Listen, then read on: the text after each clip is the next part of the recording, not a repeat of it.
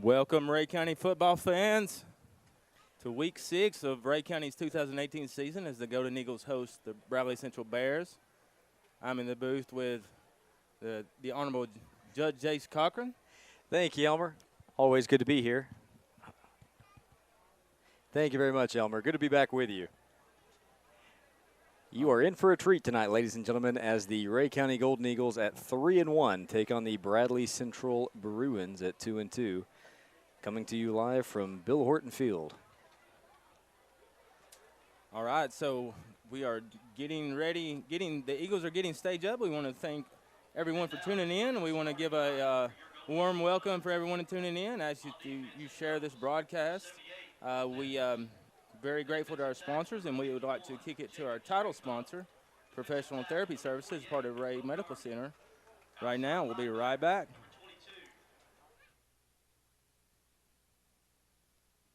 Lil's coached tennis for 30 years. I coached tennis at Bryan College for 7 years.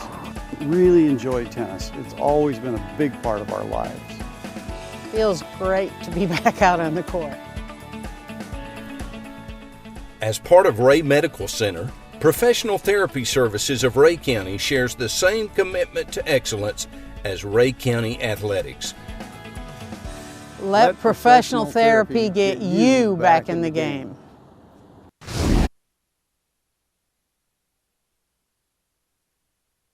The safety and well-being of Rhea County citizens are the top priority of Sheriff Mike Neal and the Rhea County Sheriff's Department.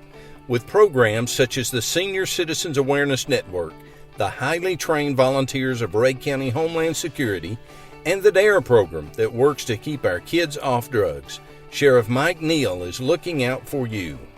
On behalf of the Rhea County Sheriff's Department, Sheriff Mike Neal asks you to drive safely to and from football games, and as always, go Eagles!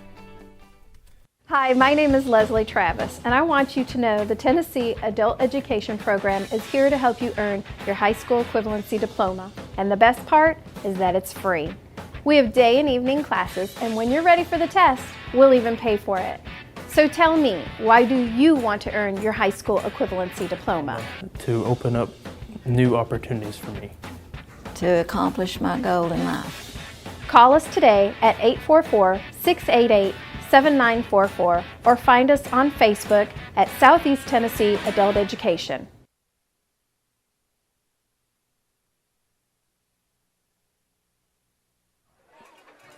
All right, welcome back, everyone. We are about to have the coin toss as our captains.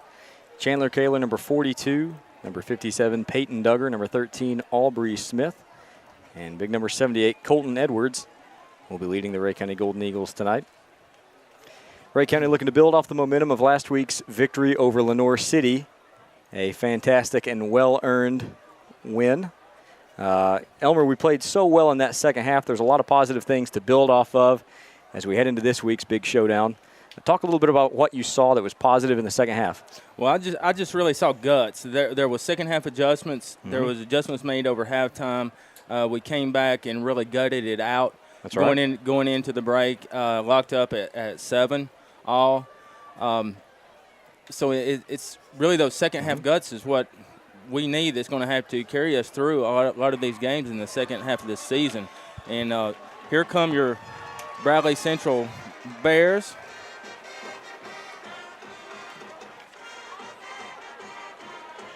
They have a respectable following tonight. Not a terrible crowd. Not a terrible crowd.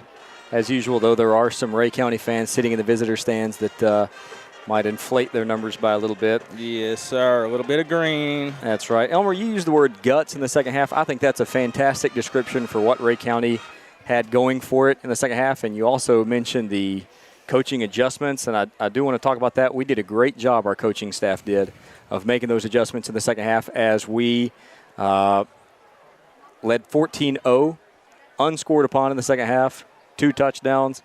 Really got our offense clicking in that second half, Elmer. Yeah, we really scored, 21 unanswered points overall after that big-time drive and run by quarterback Gabe Williams of the Panthers. That's right. That's right. Great job by the coaching staff. Great job by the players. Gutsy performance in that second half. And you could tell that our conditioning had even improved. I know we ran out of steam. Coach Pregame talked about that against McMinn County in the second half. Lost just a little bit of steam and were banged up. But clearly they did a great job with those adjustments coming back. Our players were ready to go in that second half. You can see it's a beautiful night here at Bill Horton Field. The weather hasn't quite changed. Still a little muggy, but I believe next week is going to turn that around. That's right. Elmer, I've always said that every weather is football weather, and it is a beautiful, balmy 81 degrees in Evansville tonight. It feels fantastic. No, actually it does not, Jace. It does not feel good at all. It is ridiculously hot. Welcome to the broadcast, Mr. Cameron Lane. Oh, sorry, I had heat stroke on the way in. I had to be revived, and I am here now. It says 80 feels like 83 out here. I promise you that is incorrect. It is much warmer than that. Cam just simply cannot take the heat. What can I say? As you can see, it's USA themed night for the Rhea County students who are all themed out in their. And Elmer, you may have already mentioned this during my heat stroke, but it looks like we have members of maybe the representative middle schools or elementary schools with the Rhea County High School Band tonight, or do my eyes deceive me? I can't tell if it's just. Cam, I believe that's just how small high schoolers are these days. I got to believe I'm right because I see red shirts, which would indicate Spring City. Blue would be Dayton City. The white looks like it could be a Rhea Central or Rhea County Elementary, or Rhea Middle School is what they call themselves now. I'm sorry. I'm a kid of the 80s and the 90s, so back then it was Rhea Central. And you were born in the 80s, right? Yeah, well, I was a kid in the 80s, yes. I was a toddler. Two, yeah, my terrible twos. All right, so coming to the 50-yard line, your captains tonight for the Golden Eagles, Colton Edwards, Aubrey Smith. I believe that is Peyton Duggar and Chandler Kaler. And this is I can't think of a better time to mention this week's Lazy Boy Academic Player of the Week. I'm on pins and needles, Elmer. Pins and needles. Shazam, it's Colton Edwards. Big Colt Edwards. With a 3.51. He's interested in history, science, and chemistry. And the best thing about Colton is he encourages those around him to do their best. So he really strives to get the best out of his teammates, and he's an anchor for that Eagle line on offense and defense. And we just really want to celebrate his achievements in the classroom tonight. An absolute scholar and a gentleman, Elmer. Absolutely. If there ever was one. And we're going to need him to come up big tonight. And also, Aubrey Smith is going to be challenged along with the rest of the Eagle secondary tonight with quarterback Dylan Staniford from Bradley Central passing to just a standout that's caught everybody's attention. Trey Curry, absolutely, sophomore wide receiver from Bradley Central. I was tuning in to the local ESPN affiliate in Chattanooga this week, 105.1 The Zone, and they had a high school football expert actually talking about this matchup, and those were some of the names he threw out as well, Elmer. He said this should be a great ball game. Of course, Rhea County, as you all mentioned, coming off the big win on the road last week against Lenore City. As we have a shot of your Golden Eagles with a fresh, clean banner break here tonight to get us started with some other very small high school children, it looks like, as well, according to Jace. And Cam, we've talked about it before, but I've been on the trampling end of a banner-breaking mishap. Nice to see us execute the banner break there without any trampling. Fantastic work. It is. I get trampled every day at work, and so I definitely appreciate when someone's day goes well. So with that, hey, we're getting ready for some football, ladies and gentlemen. We want to thank everybody once again for tuning in. We're going to kick it to our sponsors, and we'll be right back with some Golden Eagle football action Week 6.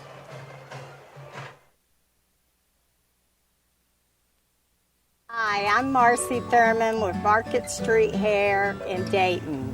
For over a decade, we've been honored to serve this community with a cut-above experience. At Market Street Hair, you can expect a fun atmosphere with very reasonable prices. We specialize in the latest cuts and use the best color available. We're conveniently located at 1599 Market Street in Dayton. Make your appointment today. Give us a call at 775-4849. Go Eagles!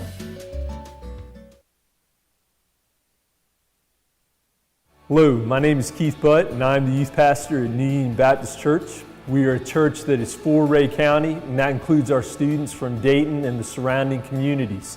Our goal is to bring our students one step closer to Jesus so that they look more and more like Him.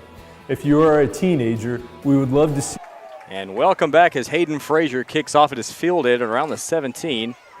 And Rhea County there with good coverage. And the Bradley return man will bring it out to the 30-yard line while Bradley will take over 1st and 10. Cam, what are your keys for tonight's game? A couple of my keys tonight. I've got a key to my house. I've got a key to my car.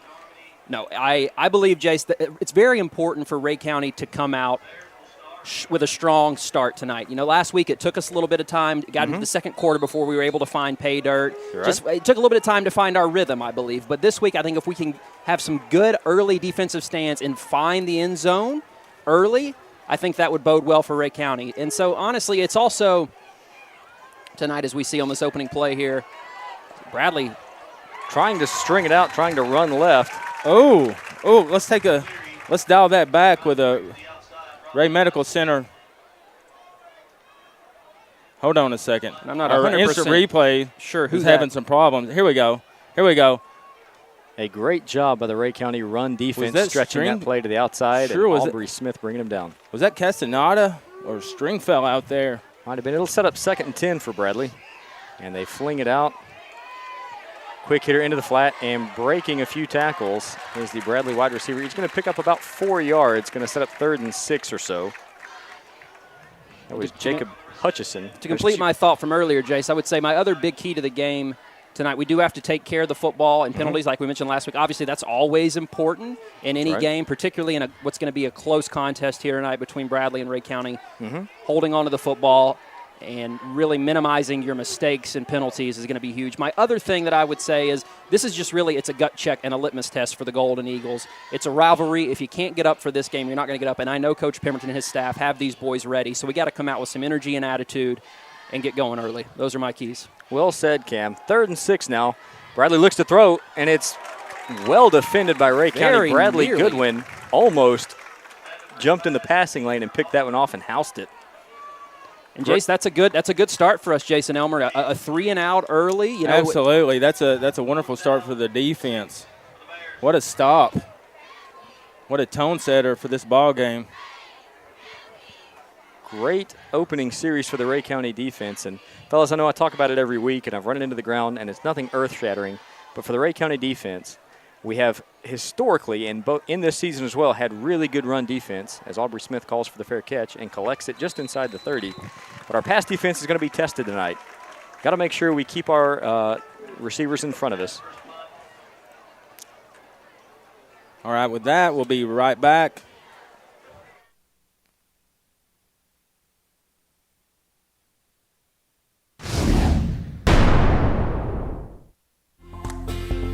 From the doctors and staff at Eyes on Main, we welcome you to our new location on Market Street, where we proudly support Rhea County Golden Eagle football.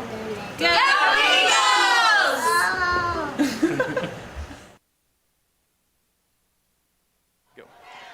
1st and 10 for Rhea County as the give goes up the middle to Chandler Kaler, who fights for yards. Looks like he's going to have a gain of about 3. Good positive yardage there out of the gate for Rhea County. Doing what we do best, staying between the tackles. Good, hard-hitting football there by Chandler Kaler as he takes care of business and gets us some yards. That's right. 4 yards in a cloud of dust, Cam. Little profile shot there, Chandler. That's right. Cam, the keys on offense, as always, hold on to the football, make sure that we execute our pitches cleanly on option plays, and eliminate early penalties in down situations. False starts, illegal procedures, make sure we clean that up a little bit. The give on 2nd down goes once again to the fullback. He's going to pick up about 3, going to set up a very manageable 3rd and fairly short. Absolutely. Another good gain there. Kaler muscling his way ahead, picks up another 3 to 4, and Rhea County in manageable territory here. Beautiful night, as we mentioned here in Evansville. A great turnout by the Rhea County faithful. The home bleachers nearly full. Bradley traveling pretty well themselves. Probably the best visiting crowd we've had here in Evansville this season. Bradley with a strong team this year. Rhea County will be tested tonight. The give will be to Chandler Kaler up the middle, breaks it out to the left. He's going to have enough for a Rhea County lazy boy first down. A great job there by Zach Pemberton. He held on to the ball until Kaler was able to get his block, gave it to him at the last available second before it was going to be a potential sack. A great call by Pemberton there, and Kaler with a nice run for a Rhea County lazy boy first down. Well, you nailed it, Cam. Those option plays are predicated on reading the defensive end. If that end crashes down, the quarterback pulls the ball, goes around the outside. If the end stays to the outside, the give goes to the fullback. A great read by Zach Pemberton there. 1st and 10 now, and Pemberton will sneak, and he's going to have positive yardage, as Rhea County almost always does on those quarterback sneaks. It has certainly been effective all season. We've used it on several 4th and shorts and 3rd and shorts, and it worked again there for about 3. It'll be 2nd and 7 for the Golden Eagles.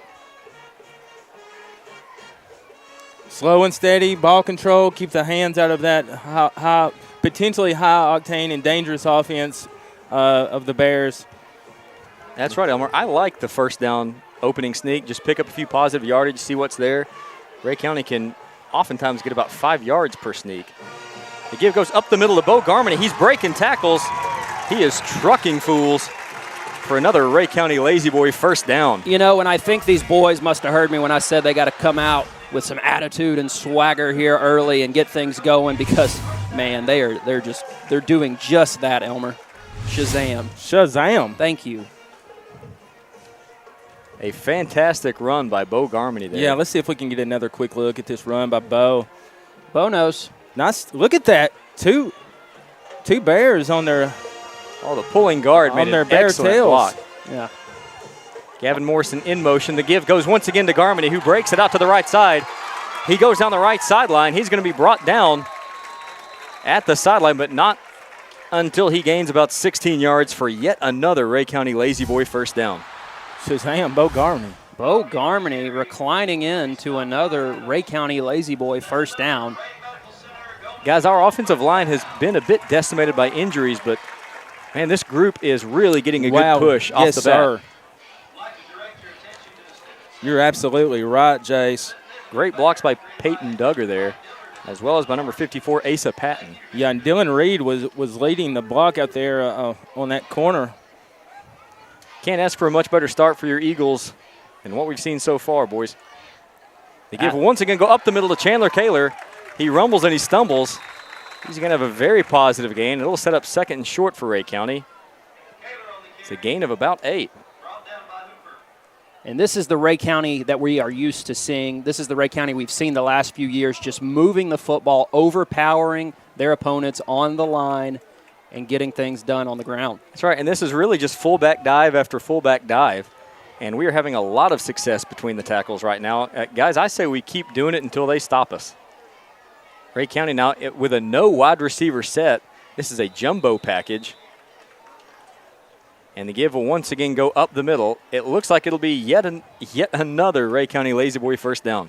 Lazy boy definitely getting their money's worth tonight as Kaler and company continue to move the sticks. Who is touching me? That is Zach Daly on the scoreboard. Good to have you with us as always, Zach. Just wanted to make sure that wasn't a ghost.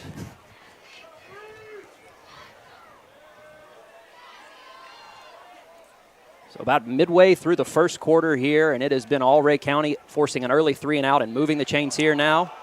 The snap is fumbled, but very alertly, Zach Pemberton pounces on it. We will lose a yard on that. It's going to set up 2nd and 11.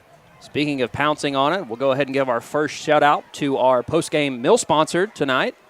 Going to be Steak and Shake. I will probably be pouncing on a chocolate shake. Oh, it might actually. It's actually Carabelle's, Cam. We discussed this earlier. Yes, sir. It is it is Carabelle's, but they're partnered in the same location at 4370 Rhea County Highway with Steak and Shake. So they're kind of our duo sponsor. But tonight we're going to have Carabels. That's right. You really can't go wrong with either, guys. But tonight we are giving love to Carabels. Boy, I had a great dragon shrimp taco last night at Carabels. Really? Fabulous. Highly recommend it. I get the chicken bacon ranch sandwich, and it never disappoints. The pitch goes to Aubrey Smith around the left side. He is going to go in for a Rhea County Lazy Boy touchdown. Woo-wee. Shazam. Aubrey Smith. A fantastic play call as we had gone inside, and shake things up with an outside toss sweep to Aubrey Smith, who goes around the left edge and finds Paydirt. Guys, that was just very reminiscent of the General's maxims. We're going to be talking a bit about the General, especially in light of tomorrow's game. But the touchdowns follow blocking as surely as night follows day. Hayden Frazier on for the extra point. The snap, the hold, the kick are good. And just like that, Rhea County has jumped out to a 7-0 lead with 5:26 left in the first quarter.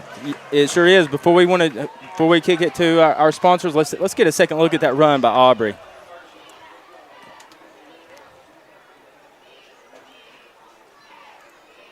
Again, faking the fullback dive with Chandler Kaler going the other way, and great perimeter blocking there by number 29, Dylan Reed. Wow, that's a second big-time downfield block Dylan has picked up, and that's where it counts. That's what really makes this offense roll, those downfield blocks. Okay, folks, Rhea County's up 7-0. We'll be right back.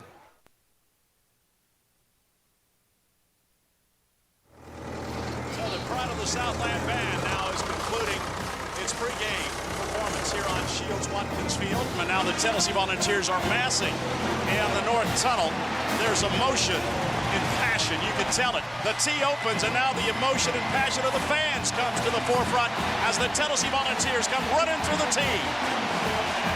Farm Bureau Insurance is proud to be the official insurance of the Vols. And it's football time in Tennessee.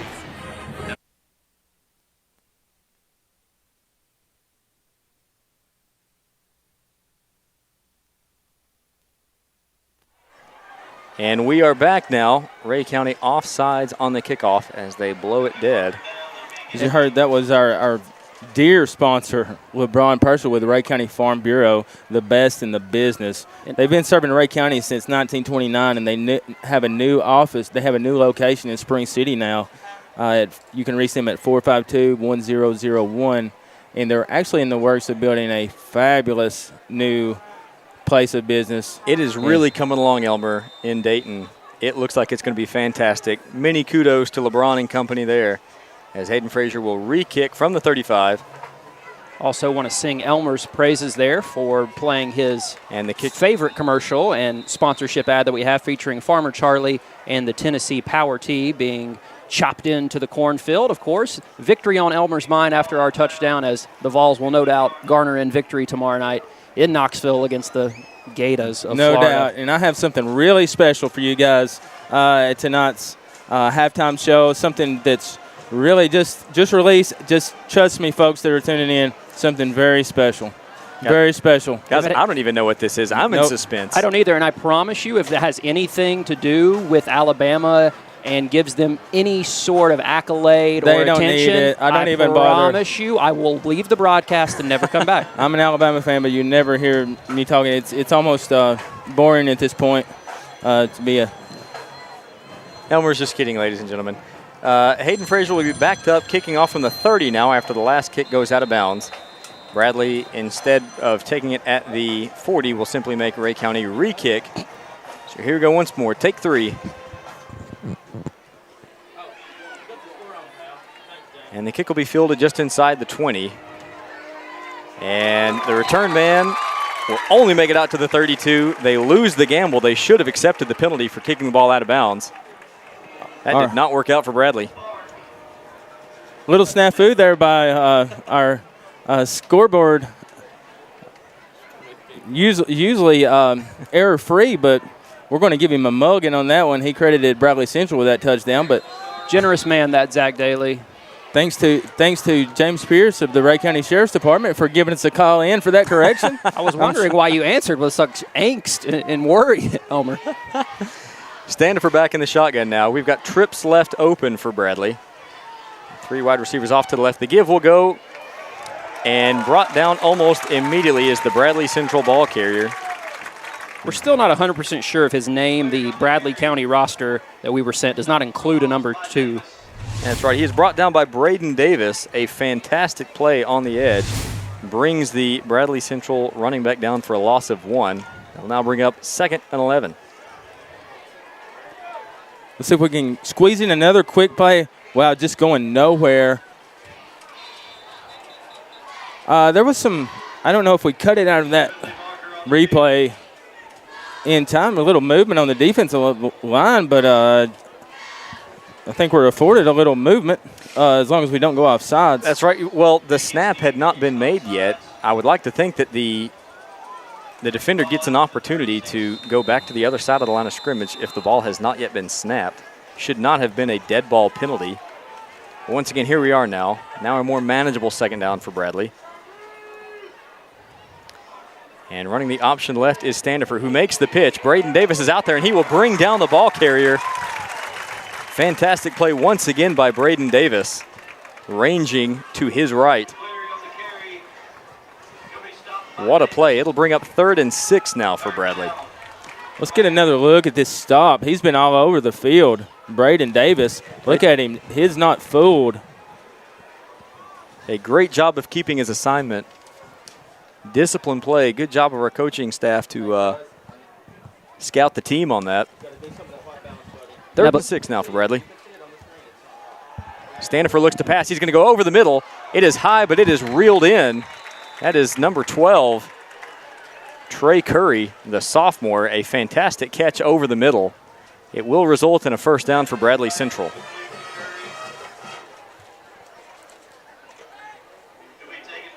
It was really an athletic play there. The receiver bringing that in. It was thrown a little bit high. He made a nice play on the ball and was able to move the sticks for Bradley. Once again, trips left open. They will throw it out into the flat. Better. That's better. Curry shakes a tackle or 2. He's going to have a nice gain. And Bradley Central will have it very close to yet another 1st down. And that is Curry, who Elmer was mentioning as we got started in this broadcast here tonight. He is a sophomore, a good-looking athlete, already getting some looks from some D1 schools. I'm trying to recall exactly who all he's gotten some early conversations with. Of course, you can't get an offer until your junior year in high school, but I know he's already been in some talks with some programs. He's a good-sized athlete as well. The give will go up the middle for Bradley Central, and picking up the 1st down will be the ball carrier as a helmet flies off. It's going to be that is Big Colt Edwards, our Scholar Athlete of the Week. Put that helmet on, protect that brain, Colton. Yeah, but I can see one thing. Last year, unfortunately, we kind of got, how do I say it? We got out-physicaled over at Bradley Central. We really did. This year, these Golden Eagles are up for the challenge. They're ready. They're scrappy tonight. And you can see on that defense, look, that's another tackle for loss for Rhea County. That is a fantastic job. As Standifer had nowhere to go with the ball, looked to reverse field, tried to pick up something with his legs, but nothing was there. Great job by the Rhea County defense. 2nd and 11. Bradley is looking at under 3 minutes here in the opening quarter. Other than that 3rd down pickup, really just what the doctor ordered for the Golden Eagles here. And that's Bradley Goodwin out there in that linebacker core. He was waiting an MRI result. It must have been a favorable report from the doctor. The throw will go to Curry, who picks up yards down the left sideline, but he's going to be just short of a 1st down. They're going to set up 3rd and short for Bradley now, as Trey Curry already finding some success on the perimeter. Definitely doing some design screens, bubble screens for him. Very impressive athlete. I do not blame Bradley at all for trying to get the ball in his hands as often as possible.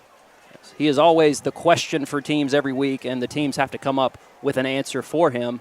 Hopefully Rhea County will be able to find one here as they continue to exploit his strength. 3rd and 1, as Standifer will now go under center. Obviously be on the lookout for either a quarterback sneak or a fullback dive up the middle. And the snap is fumbled, and Standifer has to fall on it. He's going to lose a yard. Oh, no, that's the The black beanbag came out on the field. That just means that the ball has been fumbled. Okay. Got a little excited there. Do you think they were playing cornhole? The ball was loose. I did get a little excited. The bean! Oh, man. I was under the third down. It was third down. I thought it was. I thought it was third down. This is fourth down, guys. Flip it. This is fourth down. They're going to start. I don't think they can hear you, Elmer, but I'm pretty sure the officials know it's fourth. The dial-it-down marker has been updated. It is fourth down. Fourth down and about 2 yards to go. Standifer takes the snap. He's going to look to throw, and the pass is complete. Once again, out to Curry. It's just a quick down and turn back for Curry. Went out about 15 steps, turned on a dime, found himself with a couple yards of space, and was able to get the first. And here's a tip for the aspiring defensive lineman at home. Whenever it is a third or fourth and short situation, you can oftentimes expect a shorter pass. Got to get those hands up, try to bat down some balls in that situation. Fresh set of sticks for the Bears of Bradley. Curry once again split left. He's got one-on-one coverage.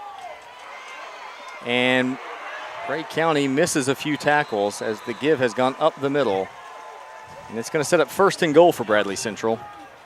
Just in and out of the hands of Bradley Goodwin. That's Brandon Higgs for the Bears. Get another look at this run.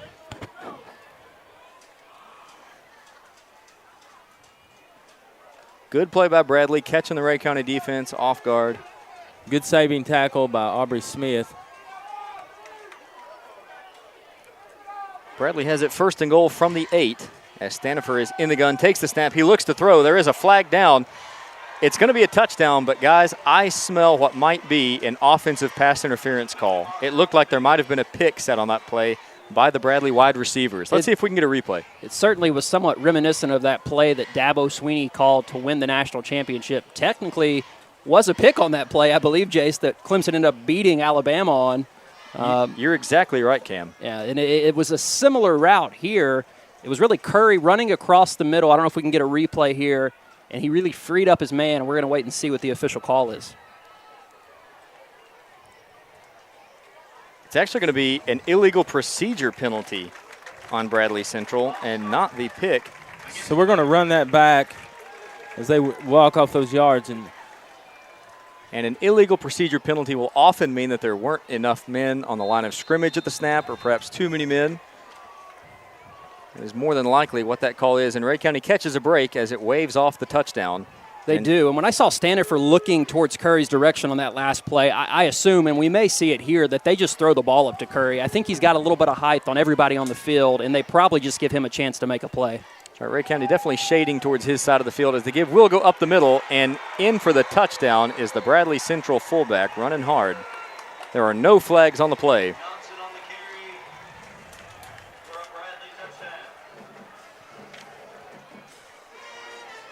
So with just 26 seconds left here in the opening quarter, Bradley a PAT away from knotting it up here in Evansville.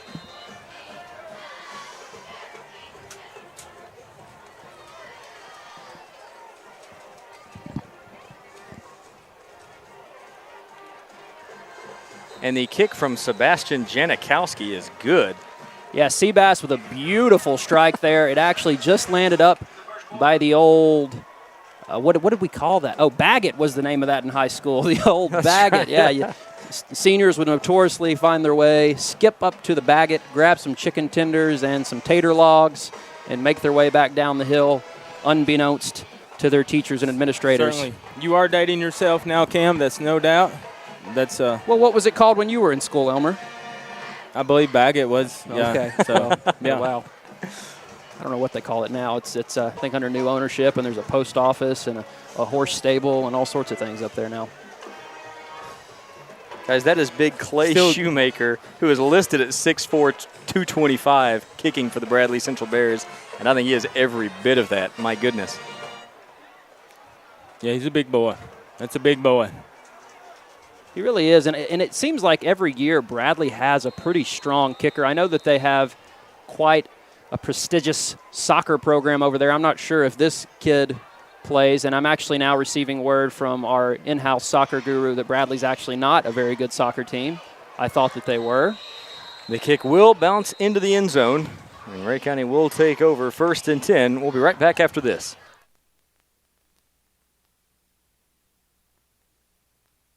You don't find people like we have here anywhere else. They're hardworking, loyal, engaged, supportive. Just look at how pumped the whole town gets on Friday nights in the fall. And I'm really proud to be a part of that. So for me, it was never a question of where am I going to practice. I want to be in my hometown, serving the best people around. I'm Mackenzie Bowling, and I look forward to helping you find your smile.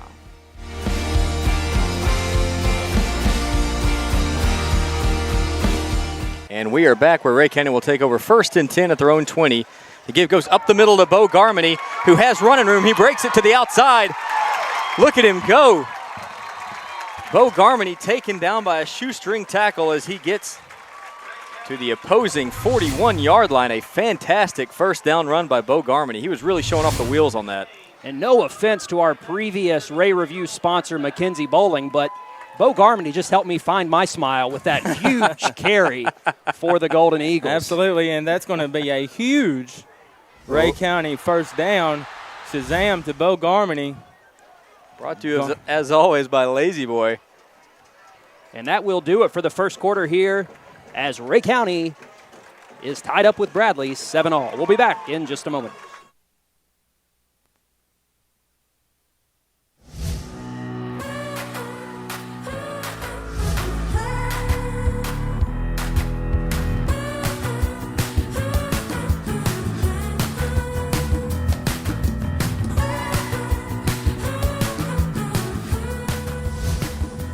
We want to make the tire look cool too. So we got this awesome sidewall design right here as well.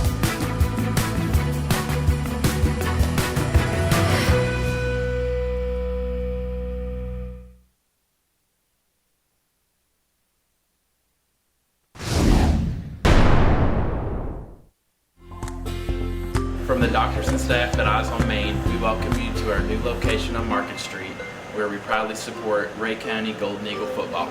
Go Eagles!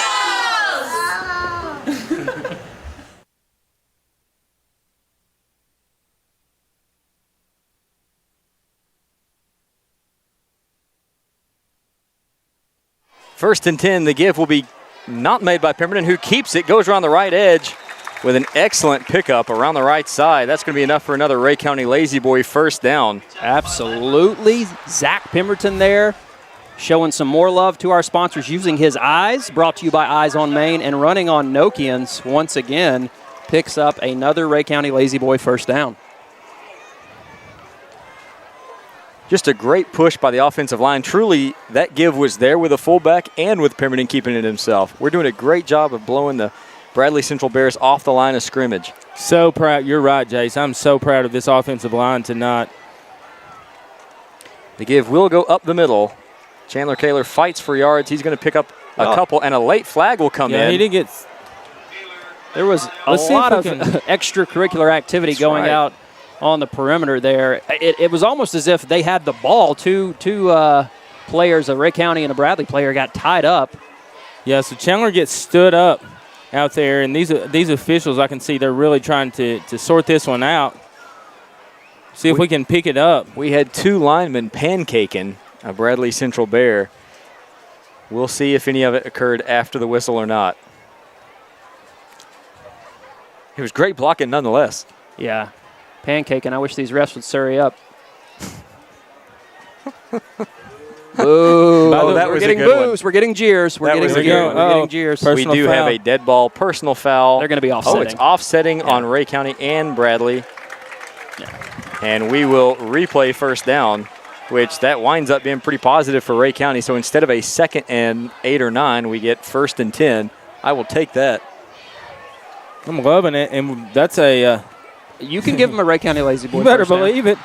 When they move those chains. Well, they're not going to move them, but they didn't move them. They could maybe pick them up and down. I'm sorry, guys. You guys have to forgive me. Yeah. My eyes are on the screen here a lot of times, so it's like, what game is that kid watching?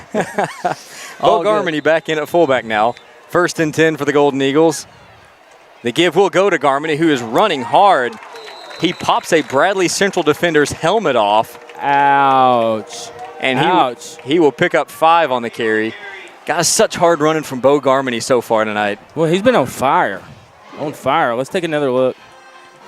Look at the blow he delivers here, running hard, and you can see the helmet just pop up like a champagne cork. It really did, and there is nothing but celebration here for the Golden Eagles as Bo Garmany with a 7-yard pickup. Eagles now find themselves inside the Bears' 25-yard line. Garmany still in at fullback. Pemberton will pull it, keep it himself, dart up the middle, and pick up a few. It's going to set up a very nice, manageable third down and short situation. What you can really tell what you alluded to earlier, that surge of the offensive line. You're exactly right, Elmer. This week, so glad to have Peyton Duggar back.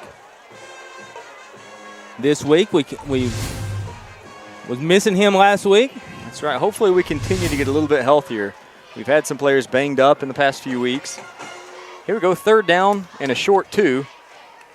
The give will go up the middle to Bo Garmany. He shakes a tackle, shakes a man, shakes another, keeps breaking tackles, running hard. He's going to have plenty for yet another Rhea County Lazy Boy first down. And unfortunately, just as we talk about getting Peyton Duggar back, he is shaken up on the play. He is going to come off as frustration and favoring his ankle. I can't remember exactly what his previous injury is or if he's just re-agitated it, but that is very discouraging for the Golden Eagles and particularly for Peyton. That's right. Bo Garmany slow to get up as well, but it looks like he might be okay. We will definitely have our sideline reporter, Larissa Cannon, check in on Peyton. We hope he is okay. He is definitely favoring one of his ankles as he is sauntering along check the on those sideline injuries in frustration, there, obviously Peyton upset that and Bo. his body is not cooperating tonight. We've got an official timeout on the play. I think the official just wanted to confirm, yes, it is Carabelle's, not Steak and Shake tonight, and we're good to go. All right, Chandler Kaler back in at fullback as he will take the give up the middle, finds room around the right edge, but there is a flag on the play. I don't like where that flag came in, but let's wait and see the call. I didn't particularly like it either, Elmer. It looked clean. It was just a very poor flag toss. It parachuted. It was kind of interesting. It was like a Salt Bay type throw. I'm not crazy about it either. So we did get a... If you can replay and get a shot of the flag in the air, you'll see what I'm talking about. They're actually going to wave that flag off. As they should, trust me. If we had a replay of you seeing it fly through the air, you would be very, very concerned. And the referees take a mulligan on that flag. Lots of mulligans here tonight. Zach Daly got one earlier. So we did get it confirmed. Peyton Duggar seems to be early reports from sideline reporter Larissa says she does believe that he did tweak his ankle again. Aubrey Smith in motion as Zach Pemberton keeps. He darts up the middle. He is close to the goal line. Looks like he may be brought down inside the 1, but once again, there is a flag on the play. There is, and I can Peyton Duggar now on the table where the Ray Medical Center tents would have been typically. So he's receiving some attention there from Jim Knutson, who's going into what looks like a magician's black box. Hopefully he will be able to do some magic there and get Peyton back on the field for us. Guys, unfortunately, we have a chop block call against Rhea County. It will take us away from what would have been a 1st and goal inside the 1, instead back us up to a 2nd and very long situation. Let's run that back and see if we can spot this chop block. Guys, I did not see what could be characterized as a chop block. The only thing I might have noticed there at the end was it might have been Colton Edwards who got up at the very end. He was actually under a pile of bodies. He might have gotten a little low on his block. I couldn't tell for sure. The snap is fumbled, and it looks like Bradley Central has recovered it. It will be recovered by Bradley, where they will take over 1st and 10 at the Rhea County, their own 23-yard line. Guys, I know we talked about it. Keys to the game on offense. That's 2 botched snaps. Got to keep the ball off the ground. That's unfortunate because that was such a promising drive for Rhea County. How big was that penalty? Again, what would have been first and goal inside the 1. Instead, we get a turnover. And it is still tied now. 8:54 left in the second quarter. We are knotted at 7 apiece as Bradley Central takes over, once again at their own 23. Yeah, and that penalty call, it was a huge call. I'm still marking it with a big question mark on top of it, but it is what it is. And, you know, you are allowed to go below the waist as an offensive lineman at the line of scrimmage, but the only condition is that the defender cannot be engaged with another blocker above the waist. So, in essence, you can't go high-low and take someone's legs out while they're already being blocked above the waist. But, guys, I didn't see that at all. I did not see it. I saw clean blocks all the way. The first down carry will pick up about 4 for Bradley Central. And I did see Peyton Duggar make his way over to the coaching staff after Rhea County High School trainer Jim Knutson had taped up his left foot really, really well. Several layers of wrap on there. He's getting a slug of water now. I would not be at all surprised to see Duggar back in the game very quickly. Very tough kid, Cam. Oh, he's tough. He's tough. Bradley Central once again with trips right open. The give will go up the middle. And darting ahead for a couple of yards is the Bradley Central running back. I believe that is Landon Hicks, kind of playing, running back. Sorry, Parker Johnson. Could be Landon Hicks. The Bradley Central roster is quite confusing if you print it off of Max Preps. They have 2 number 20s, no number 2. We're just guessing at this point. We'll try to get the official name from the PA announcer on the next go-round. He did say Johnson. He did? Yes. The freshman. Good for him. Nope, senior. Oh, good for him, too. I remember when I first learned to read. It was quite an adventure. Standifer almost brought down in the backfield by Braden Davis, but he escapes. Stays on his feet, but he still will be brought down for a loss on the play. Great job by the Rhea County defense responding in that series. Well, there are 2 number 20s. I see that for sure. Huge play by the Rhea County defense. No number 2s. Jerk face. I remember when I learned how to read. Elmer called him Hicks earlier. You're calling him Johnson. I'm calling it 4th down for the Bradley Bears. Big time defensive stop by Rhea County. That's right. Aubrey Smith back to receive this punt. We haven't seen a whole lot of returns out of Aubrey. You know what? He no longer gets this Diet Dr. Pepper I brought up here for him for that comment. I'm going to drink it myself. And it is a fake. He throws out into the flat. And a great open field tackle made by Chandler Kaler. Guys, this is going to be very close. I think he's going to be just short of the first down. No, that's a Rhea County Lazy Boy first down. Turnover on downs. I'm drinking Jace's Diet Dr. Pepper I bought for him. I didn't mean it, Cam. I'm so sorry. Shazam. He really is chugging this right in front of me, this Diet Dr. Pepper. First down. Shazam to Rhea County.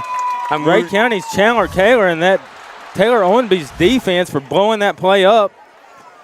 In the words of Sally Lane, Cameron. Well done, Jace. Well done. We're going to take another look at that. Oh, they're going to measure. They're going to measure. Again, it is close, but I believe that the great open field tackle by Chandler Kaler has stopped the receiver just short. We can show them right here on replay if they need to see it. He is definitely short, barring some sort of poor spot or not a very good chain run over. Cam, no way. That's just that not. That is a lousy spot. Elmer, please play Elmer, I know. Please play. They are stretching that yard marker about 4 yards away from what is supposed to be the midpoint Elmer, in the chains. Please show the replay again, Elmer, please. And Coach Pemberton is furious, and rightfully so. Oh, my goodness, what lousy officiating. They literally just took away a huge faked punt stop away from the Golden Eagle defense. We're going to show you. So the ball, they've got it spotted at the 30 – or sorry. The first down is at the 33, and he is nowhere close to the 33-yard line when he is brought down. And, again, they couldn't even use the chains correctly. Guys, I am so tempted to just kill my mic so I can yell at the refs right now. Bradley Central will take over on this fraudulent first down and run ahead for a gain of almost 5. Such lousy officiating. And, again, Coach Permanent was righteously angry over that. He had every reason to be upset. I'm just at a loss for words, honestly. That you don't really see Coach Mark Pemberton. He has such great composure down on the sideline. You don't see his emotions run high. But when he gets upset, you can take notice because it's for a good cause. When he well, sure. Anytime someone's the victim of a robbery, they have righteous indignation. I mean, you've absolutely, as a coach, you have a responsibility to get into the ref's ear after a call like that. You've got to let that ref know that you're there and you're going to be on him all night so that he does his job. I'm not sure. I've never seen, what were they doing with the chain? They were, holding it halfway, and that was strange. I think they were trying to work the 3-yard kink out of it, and the officials didn't give them time and end up in awarding as Jace so eloquently put it, a fraudulent first down to the Bears. It's going to set up 3rd and 2 now.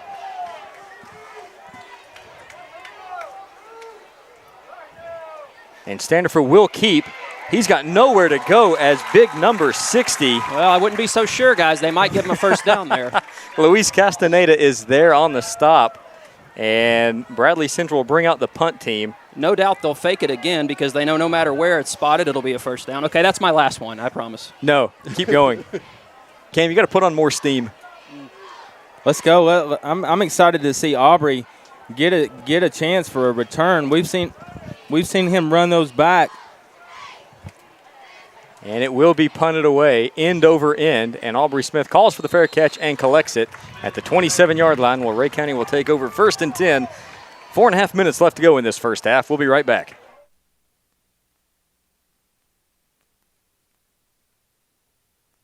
Hi, I'm Marcy Thurman with Market Street Hair in Dayton. For over a decade, we've been honored to serve this community with a cut above experience. At Market Street Hair, you can expect a fun atmosphere with very reasonable prices. We specialize in the latest cuts and use the best color available. We're conveniently located at 1599 Market Street in Dayton. Make your appointment today. Give us a call at 775-4849. Go Eagles!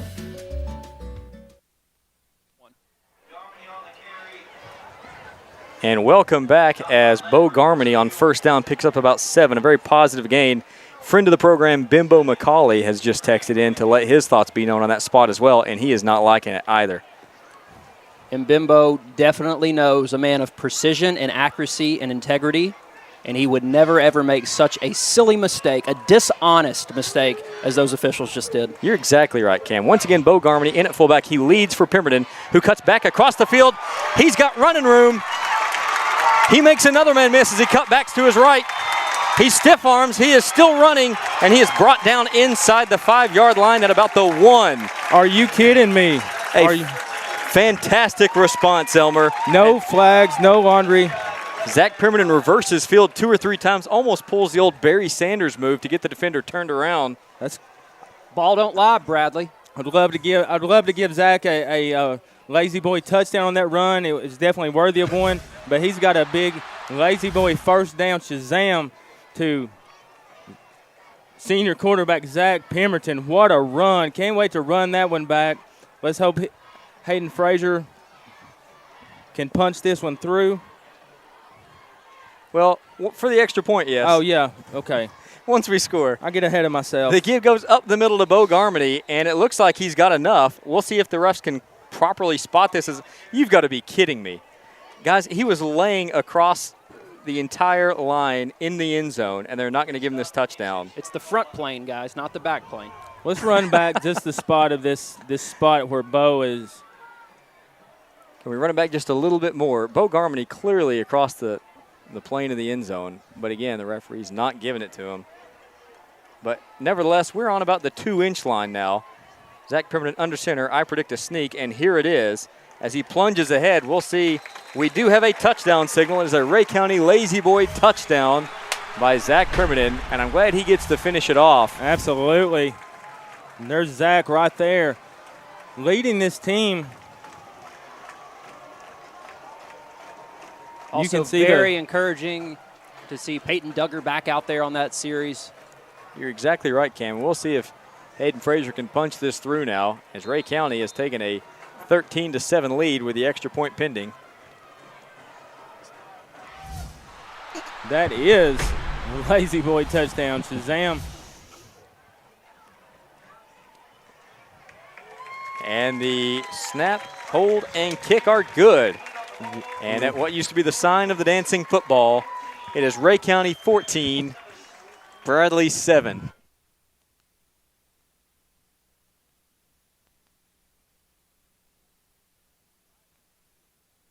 Hello, my name is Keith Butt, and I'm the youth pastor at New Union Baptist Church. We are a church that is for Rhea County, and that includes our students from Dayton and the surrounding communities.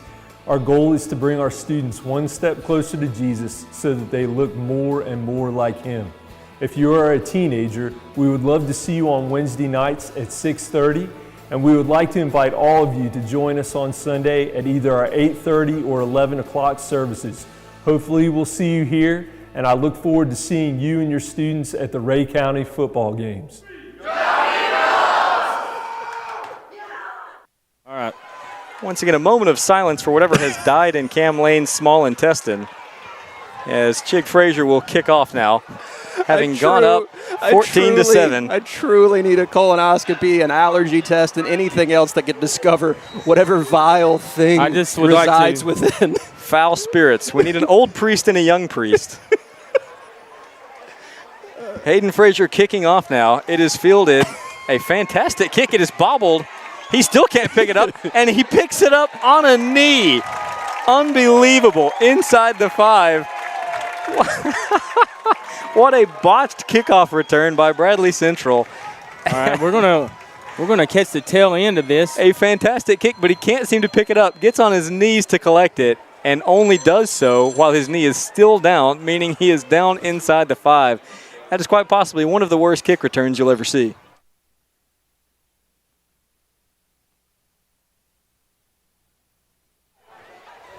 And Bradley Central will take over now on their own 3-yard line. Curious to see if Rhea County really brings the heat on this. I know I would. Cam, you've definitely been bringing the heat in the press box. Standifer will keep. Dashes up the middle. It's going to be enough for a first down. This is without doubt the best play on both sides of the ball that I've seen Rhea County have all year. They're really getting into a groove. Coach Owenby's he's got his boys ready on defense. Coach Pemberton has got it. This offense is rolling. This is what we want to see out of this triple eagle option. Loving it. Loving what we're seeing in the first half from Rhea County. That's right. Friends of the program, Jamie Holloway and Chris Morton, have texted in to just say thanks for the Jim Barnes reference, the sign of the dancing football. We appreciate your friendship and viewership, guys, and it is a good opportunity to look back on Jim Barnes. We're sitting today, as always, in the Jim Barnes press box. Guys, I can remember being here as a kid growing up with that velvety baritone announcing the score at the sign of the dancing football. And an absolutely just great country accent, too. I can remember vividly him talking about things, saying such things as the tackle by Jeremiah Barnes. And then a little bit later in my life, the carry would be by Tyrone Cooper. We miss Jim Barnes, a legend here in Evansville. That's right. 3rd and short now for Bradley Central. Once again, an empty backfield. 3 wide receivers to the left, 2 to the right. The throw will go into the flat, but coming up to make the hit immediately is Bradley Goodwin. Bradley Goodwin, so great to have him back in full force with that positive MRI report. And that's going to bring up 4th down now. Speaking of reports, as a 31-year-old man-child, my mother has officially texted in and said, "Stop it, Cam, and show some respect." Exclamation point, exclamation point. Sally Lane, you are a saint. Yes, and I can give no credit to my parents. Lynn and Sally raised me absolutely right. I am the black sheep with the black underwear, and I apologize profusely. Ooh, what a hit delivered by Rhea County's Chandler Kaler. Coach Pemberton running to try to call a timeout here, as it's going to be 4th down for Bradley. Wants to stop the clock to get the ball back with some time to build on his lead. Whoever is running the down marker on the opposing side of the field really needs to get their head in the game, as they had it 3rd down 2 plays ago. Take another look at this play, this stop by Chandler Kaler. Second big stop by Kaler in this series. That's right. Rhea County hopes to get the ball back. They have spent a timeout. They'll have 2 left. 49.8 seconds left to go in the first half, as Bradley will more than likely come out to punt. We're going to take one with them. We'll be right back. Thanks for tuning in. Sorry, Mom. In today's media-saturated culture, teens need to know that every decision matters, on and off the field. The Edge strives to provide students with the education, direction, and guidance they need for a life of excellence. Offering Healthy Choices education for middle and high school, we believe that every child can. In today's media-saturated culture, teens need to know that every decision matters, on and off the field. The Edge strives to provide students with the education, direction, and guidance they need for a life of excellence. Offering Healthy Choices education for middle and high school, we believe that every child can succeed. We have resources for parents too. For more information, contact Tiffany Soyster at 775-0019.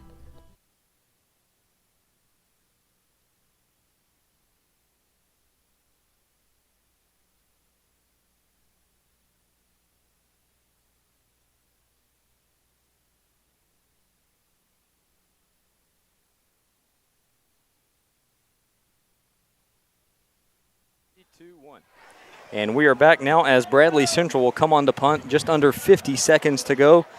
The snap is low. It is collected end over end. And Aubrey Smith tells his teammates to get away from it, get away from it. The ball was chasing after us there for a second, it almost appeared, as the defense did try to get away, and we're able to, and Rhea County will get the ball back at their own 39. 40 seconds left here. Two timeouts remaining. It'll be interesting to see if Rhea County wants to put it in the air and try and make something happen before the end of the first half, or if they're content to go to the locker room with a 14-7 lead. You know, Coach Pemberton's coming out here swinging. A lot of times, with this Rhea County offense, with 40 seconds on the clock, he might be willing to take it in. Let's see. He was pretty aggressive about calling that time in. Maybe we'll just have to take a look and see. The pitch will go to Aubrey Smith, who runs left around the end. He's got a little bit of room, but a flag does come down. That is in the vicinity of where a hold often is, or a block in the back. But we will see. If it backs Rhea County up, I would expect us to take it to the locker room. But a good play call, guys, because you can either pick up some positive yardage, and if you do so, you're close to the sideline. You can get out of bounds, stop the clock without having to spend a timeout. A good play call, but the call will go against Rhea County. It will back us up now to a 1st and 20. So once again, be sure to stick around for the Nokian halftime show. We're going to have an interview with Coach Mark Pemberton. Hopefully be able to catch him going off the field. We're going to have stats, highlights, and scores and that really special treat that I have for you guys coming up at the Nokian halftime show. So stay tuned for that. By the way, Nokian is coming back next week during the Knox Catholic game. And that's probably going to do it for the half. That's right. Rhea County will be content to let the clock run out and take it to the locker room up 7. You guys ready? An excellent first half for the Rhea County Golden Eagles. Great job by our players and coaching staff. Well, I could not be any happier what I'm seeing thus far in the first half. We're going to hope to catch Coach Mark Pemberton. He is having a word with one of his players as he makes his way to the sidelines and to the locker room. But we will definitely try to catch him. In fact, we're going to go ahead and send it down to Larissa Cannon right now just so we are ready in case he does grant us a halftime interview. So here we go with Larissa with Coach Pemberton. 3, 2, 1. Go. All right, Coach Pemberton, up on the scoreboard 14-7, what are some highlights and things that you need to work on for this game? Well, I think we're playing a little better football in the first half. The fumbled snaps killed us in the chop block down here. That backed us up where we had a chance to get that other score in, but our kids bounced back. We got got ahead 14-7, so we got to play even better in second half. That's a good football team, so we got to do a better job of holding on to the ball and got to take away some of that short game that they're throwing in there in front of us. All right, Coach, we will let you get into the locker room. Good luck in the second half. Thank you. All right, guys, we're going to catch up with the bands here down on the football field and then send it back up to you.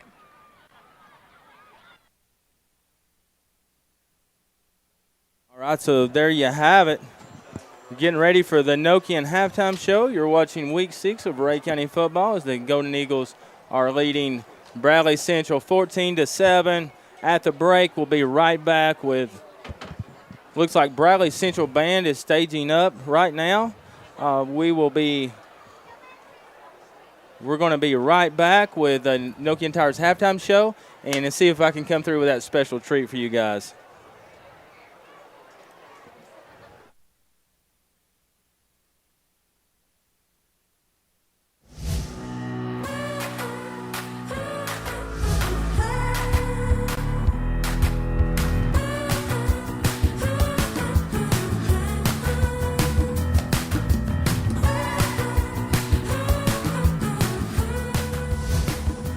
We want to make the tire look cool too. So we got this awesome sidewall design right here.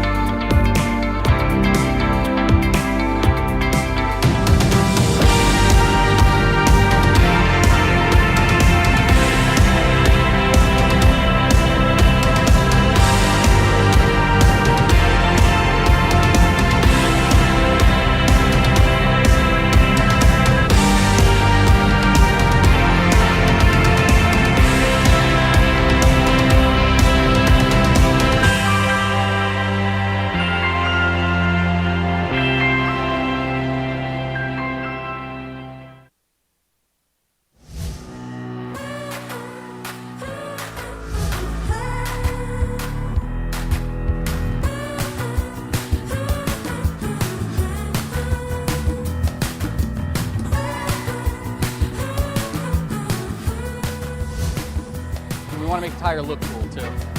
So we got this awesome sidewall design right here.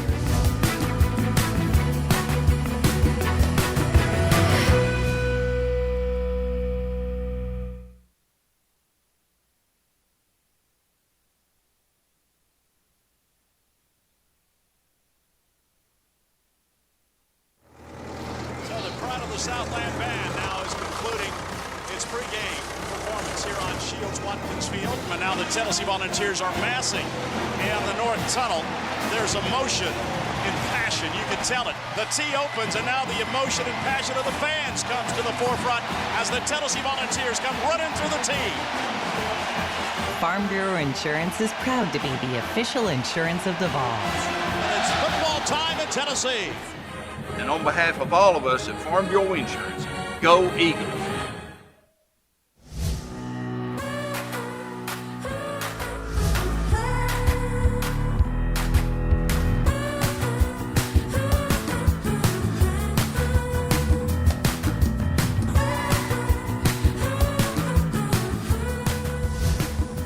We want to make the tire look cool too. So we got this awesome sidewall design right here.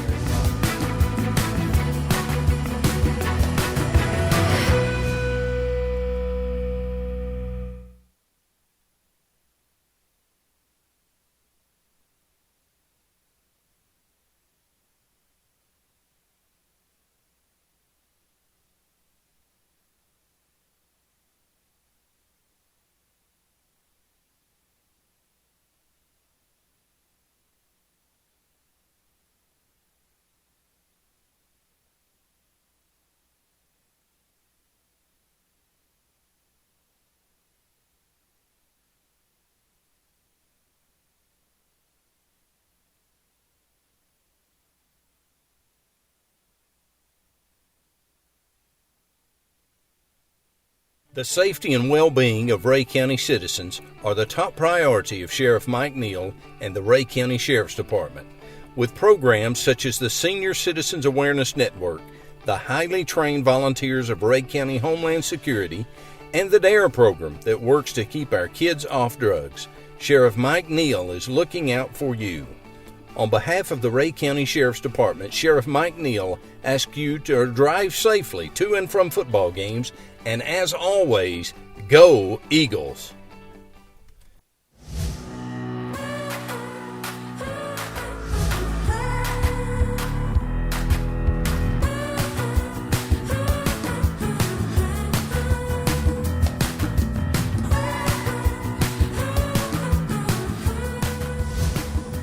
We want to make the tire look cool too. So we got this awesome sidewall design right here.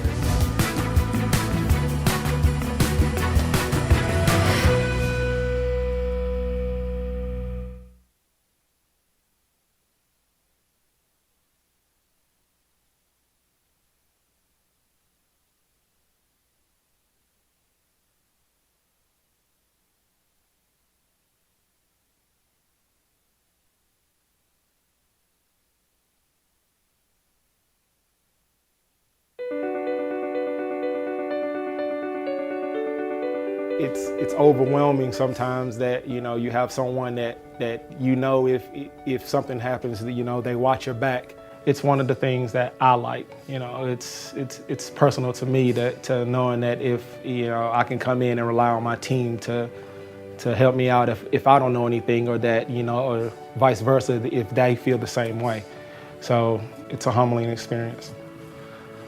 I get overwhelmed too when I stop at the galleries or I see Lazy Boy on TV, and we know that it's a big product, and we say, man, you know what, I built that. When you come in, instead of, they don't want you to start on the bottom, you're going to start right at the top, and you're going to start right with that team, and that team is going to be there for your support and for your fall. So it's one of those things that I'm very proud to say that if I had a friend that come in and say, hey, you know what, Lazy Boy is good. The money's good and the people are good, and they're willing to wait until you can get up to that level. You have a backup. You have a team that will carry you until you're ready to be out on your own out there. If you're interested in joining our award-winning team, stop by our Lazy Boy office to submit an application or give us a call at 775-3900.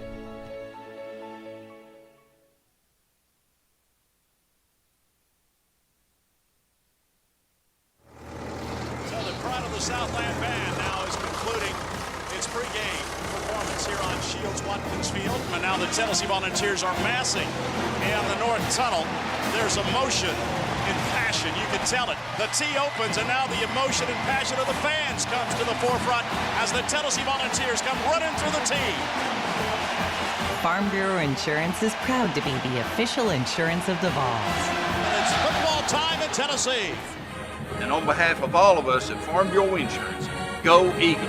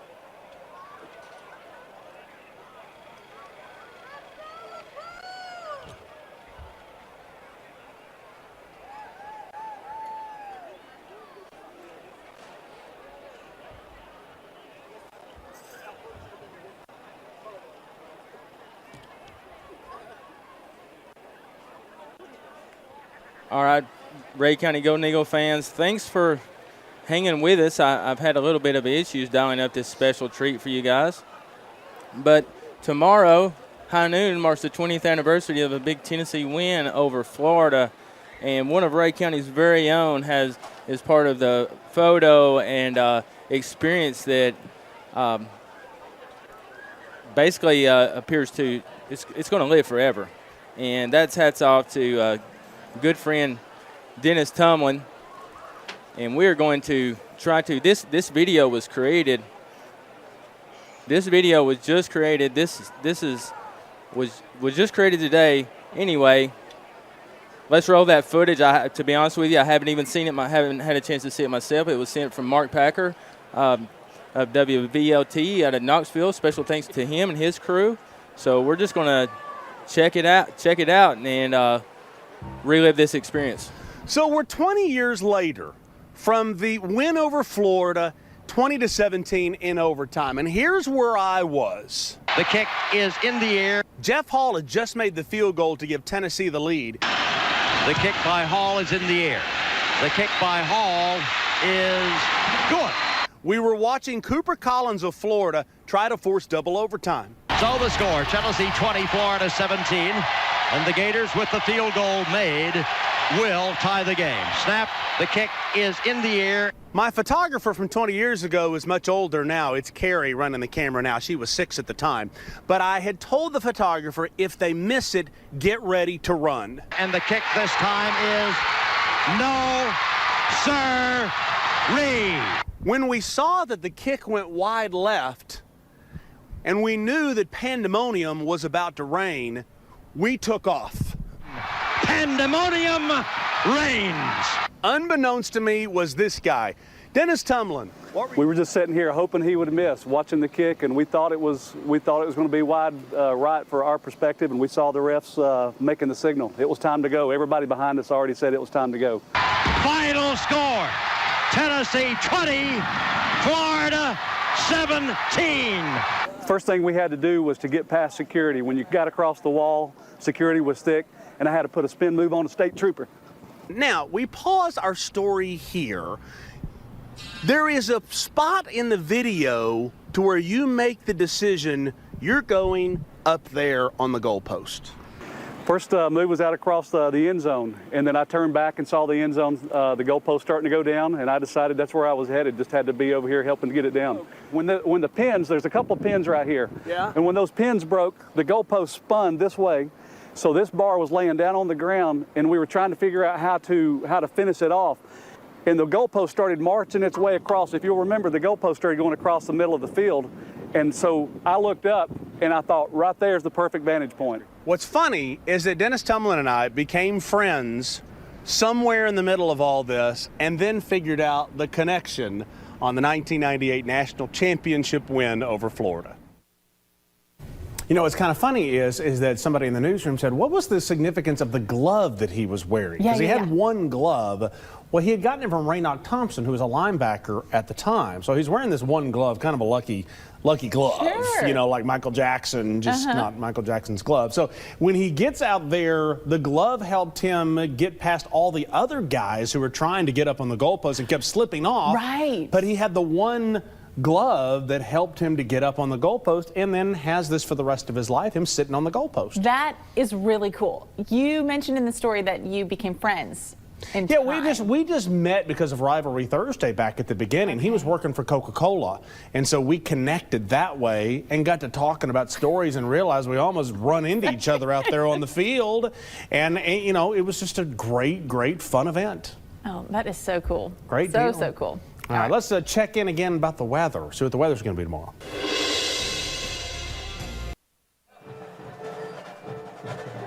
All right, there you have it. So I came through on the special treat. It wasn't easy to pull that out because that was sent to us from Knoxville about the time of kickoff. This just went on the news tonight in Knoxville. Dennis went up to Neyland this morning. I was wanting to go up with him, couldn't make it. So he was up there about 7 a.m. shooting that video, reminiscing about the photo that never dies. And as an Alabama fan that's looking to get some meaning back into the third Saturday of October, all I can say is go Vols, go Big Orange. I'll be pulling for them tomorrow. And right now we're going to kick it down as one of our favorite parts of the Nokian Halftime Show, if not the favorite part, to the Rhea County Golden Eagle Marching Band.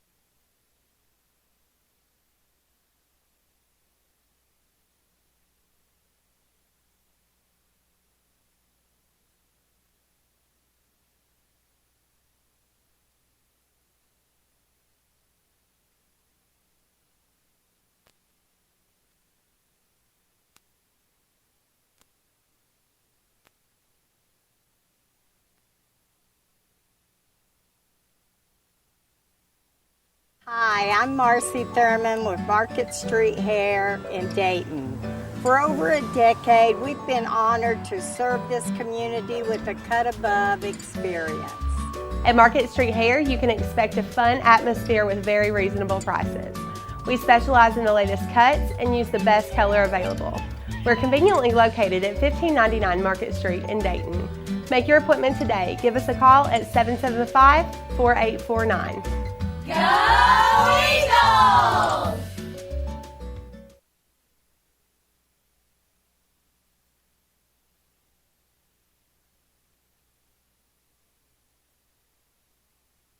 Hi, my name is Leslie Travis, and I want you to know the Tennessee Adult Education Program is here to help you earn your high school equivalency diploma. And the best part is that it's free. We have day and evening classes, and when you're ready for the test, we'll even pay for it. So tell me, why do you want to earn your high school equivalency diploma? To open up new opportunities for me. To accomplish my goal in life.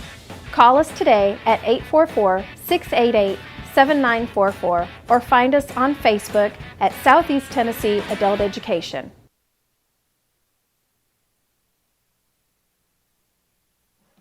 All right, and we are back. We're back. We have some stats that are in.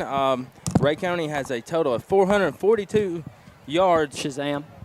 Yes, Shazam. Huge offensive output for the Golden Eagles. 384 yards rushing, 58 yards passing.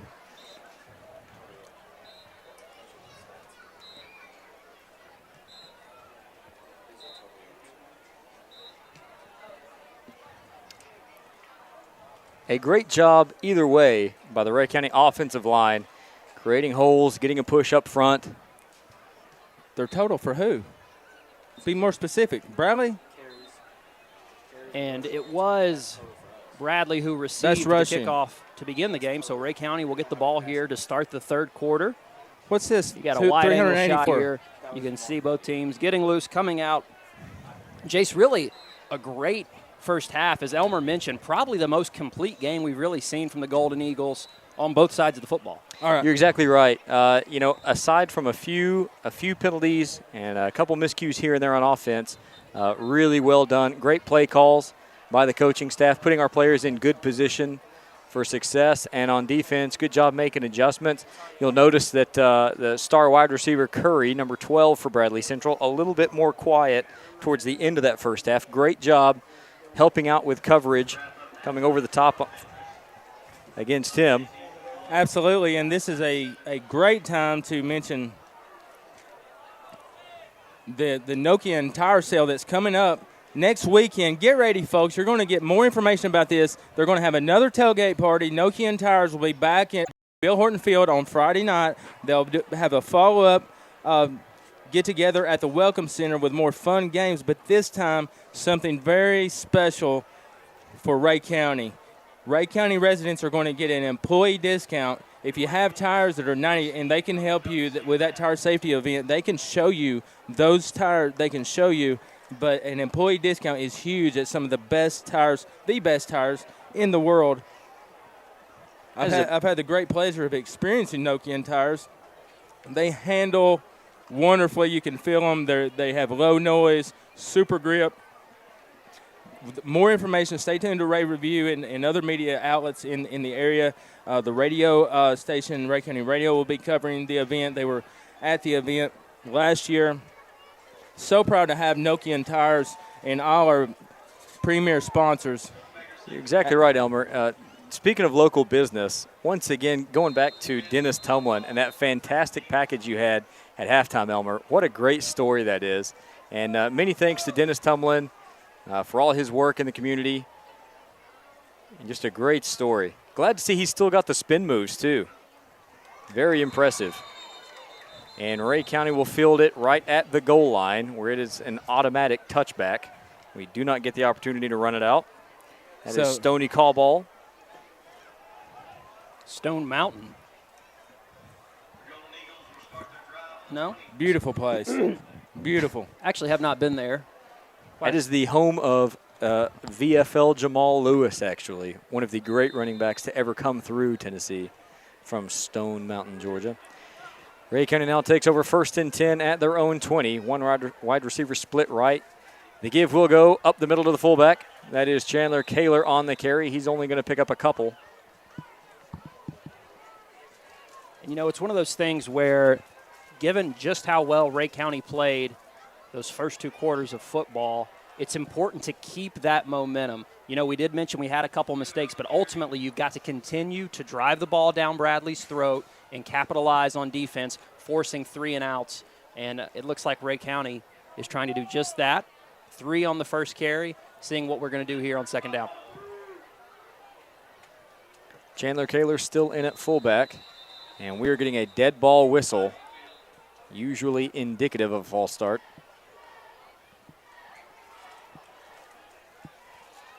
It'll actually be offsides, encroachment against Bradley Central.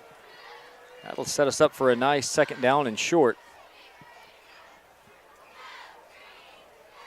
And now I would imagine, Jason, once again, I gladly will fly my ignorant flag when it comes to football. If it's me, I would just want to see that quarterback sneak. When we've got 2 or 3 yards, it just works so darn well, Jason. I don't know if I've seen it go for any less than 3 yards this year, but we'll see. Coach Pemberton, the Wizard, he will definitely dial something up nice here. It crossed my mind as well. Rhea County going with a 2 tight end formation. Now a jumbo package. Pemberton will keep it.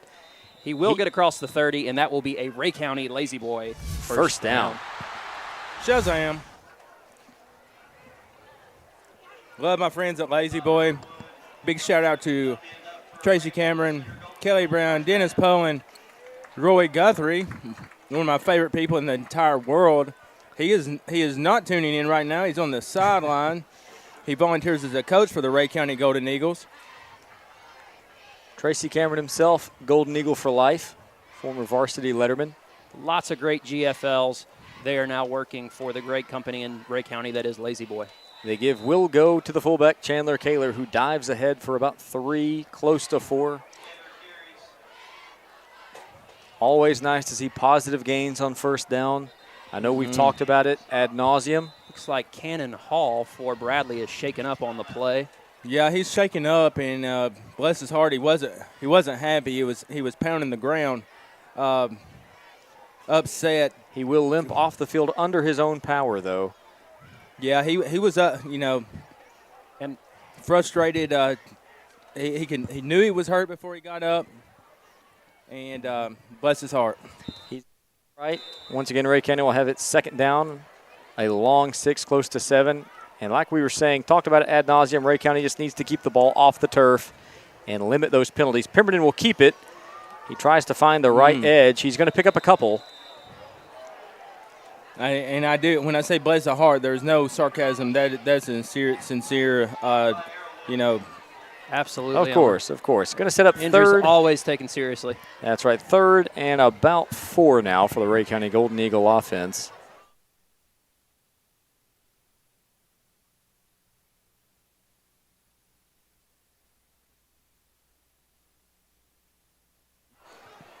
All right, 3rd down now for Rhea County. No wide receivers and a 2 tight end set. The give would have gone up the middle for a good game to Bo Garmany, but it looks like it'll again be offsides on Bradley Central. It will give Rhea County another Lazy Boy first down. Thank you for the business, Bradley. That's twice now jumping offsides on this drive. And Rhea County will have it. So almost to their own 44. I do have a correction.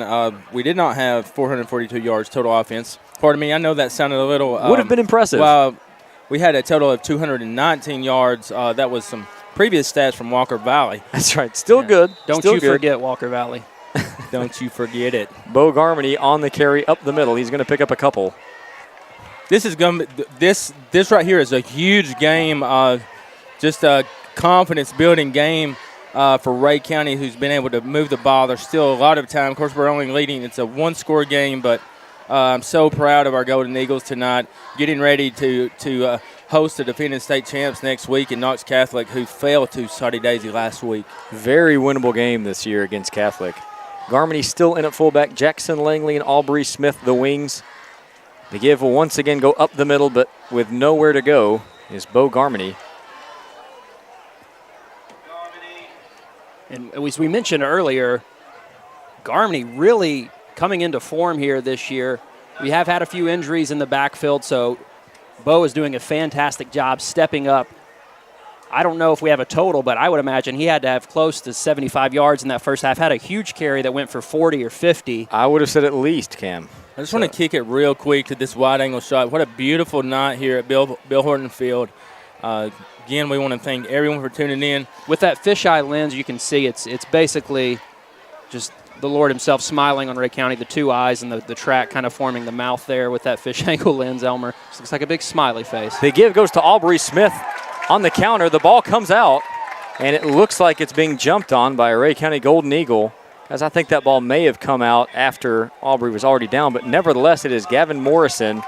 Good head up by Gavin Morrison. We'll run that back just to see if Aubrey was down. Regardless, it's going to be a Rhea County Lazy Boy first down. A good run on his part and a good play call. Little misdirection coming backside with the counter. Yeah, and sure enough, his knee was down. Yeah. Yet another blown call by these referees, but nevertheless, it will remain Rhea County's ball. No harm, no foul. And a Rhea County Lazy Boy first down. 2 wide receivers now for Rhea County. Pemberton under center. And the give will go up the middle to the fullback as Chandler Kaler dives ahead. He's going to pick up 3, close to 4. Another positive yardage gain on first down. Slow, methodical drives by Coach Pemberton. Working that clock. You're exactly right. We are over halfway through the third quarter now on this drive alone. This is Mark Pemberton football right here, boys and girls. And that's exactly what we have come to expect. Coach Pemberton doing a fantastic job here. His offensive line showing a lot of strength as Zach Pemberton will pitch it out to Morrison here on second down. Great job executing the pitch and catch between Pemberton and Morrison. As Morrison is close, he's going to be just short of a Lazy Boy first down. Great job setting up third and very manageable. And as you mentioned in the first quarter, Jace, I really like that, Coach Pemberton, keeping it between the tackles 80-90% of the time and then exploiting the boundary there and being able to really pick up some good yards. You're right. Well, we found success between the tackles, and I'm of the philosophy that you run something until the other team shows they can stop it. And so here we see Pemberton going under center. Pemberton will keep it. He's got room around the left side. He finds a crease. He cuts to the sideline, and he will go in for a Rhea County Lazy Boy touchdown.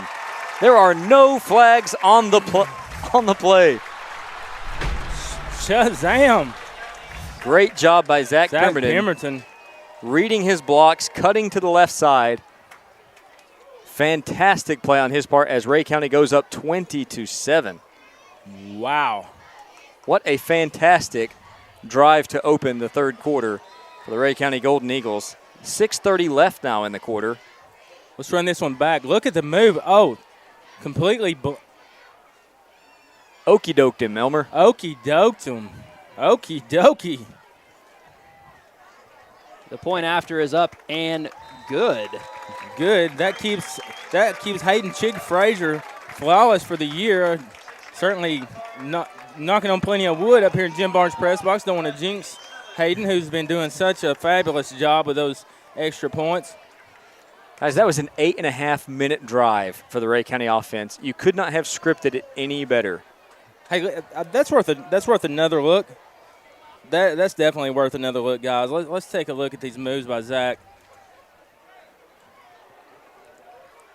Great job of pulling it out of the fullback's gut at the last second. Oh, the middle linebacker completely misread the play.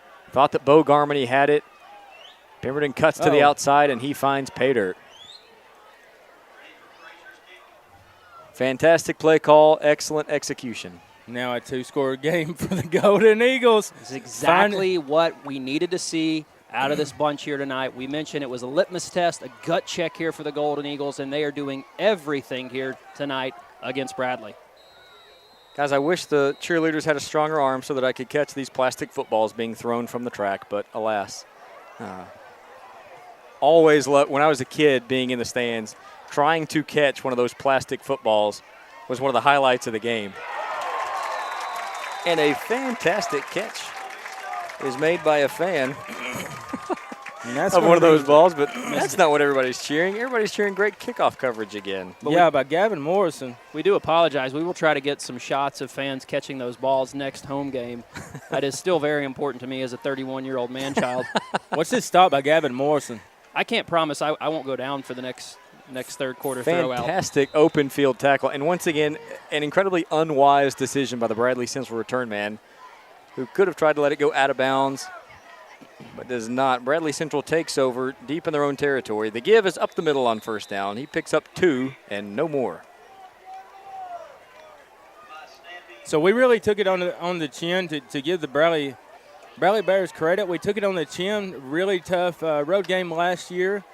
hats off to those guys. But it looks like tonight the Eagles are on their way to find some redemption that will greatly bring. Absolutely, Elmer. All we had to do this week was to have Coach Pemberton pass along to his team that Bradley did not let Ray Review into their stadium last year. And Curry drops what would have been likely a touchdown. A pretty good throw by Dylan Standifer. Sure is, and that was Aaron Worthington. Coming over the top on the coverage. Coming over the top. Here's Aaron Worthington. Giving us the finger guns. And safely putting them back in the holster. Always practice good finger gun safety, Cam. As you'll notice, the safety was on. That's just a great defensive play by Worthington, who's had to step up into that Eagle secondary, next man up. And truthfully, Curry heard footsteps. That's what led to that drop. He knew that finger gun Worthington was coming for him. Worthington, you know, after last week, we got a good look at Worthington in that secondary. He's normally starting wide receiver for the Golden Eagles. Talked to some people. Found out Aaron has got a heart of a lion. So he does. He has a heart of a lion. Is that safe for a human? Yeah. Yeah, you better believe it. It was an awful zoo mix-up. Yeah, it was quite the transplant, but we know what you mean, Elmer, and no doubt he does. Yes, sir. On 3rd and long, the pass will go to Curry, who will have just enough for a Bradley Central first down. A fortunate pitch and catch for them as Curry finds a little bit of redemption. You know, guys, these boys go out here and they work from November. Great camera angle there, by the way. They work from November all the way through to mid-August when the season starts. They work their tails off. A lot of blood, sweat, and tears goes into putting this ball team together.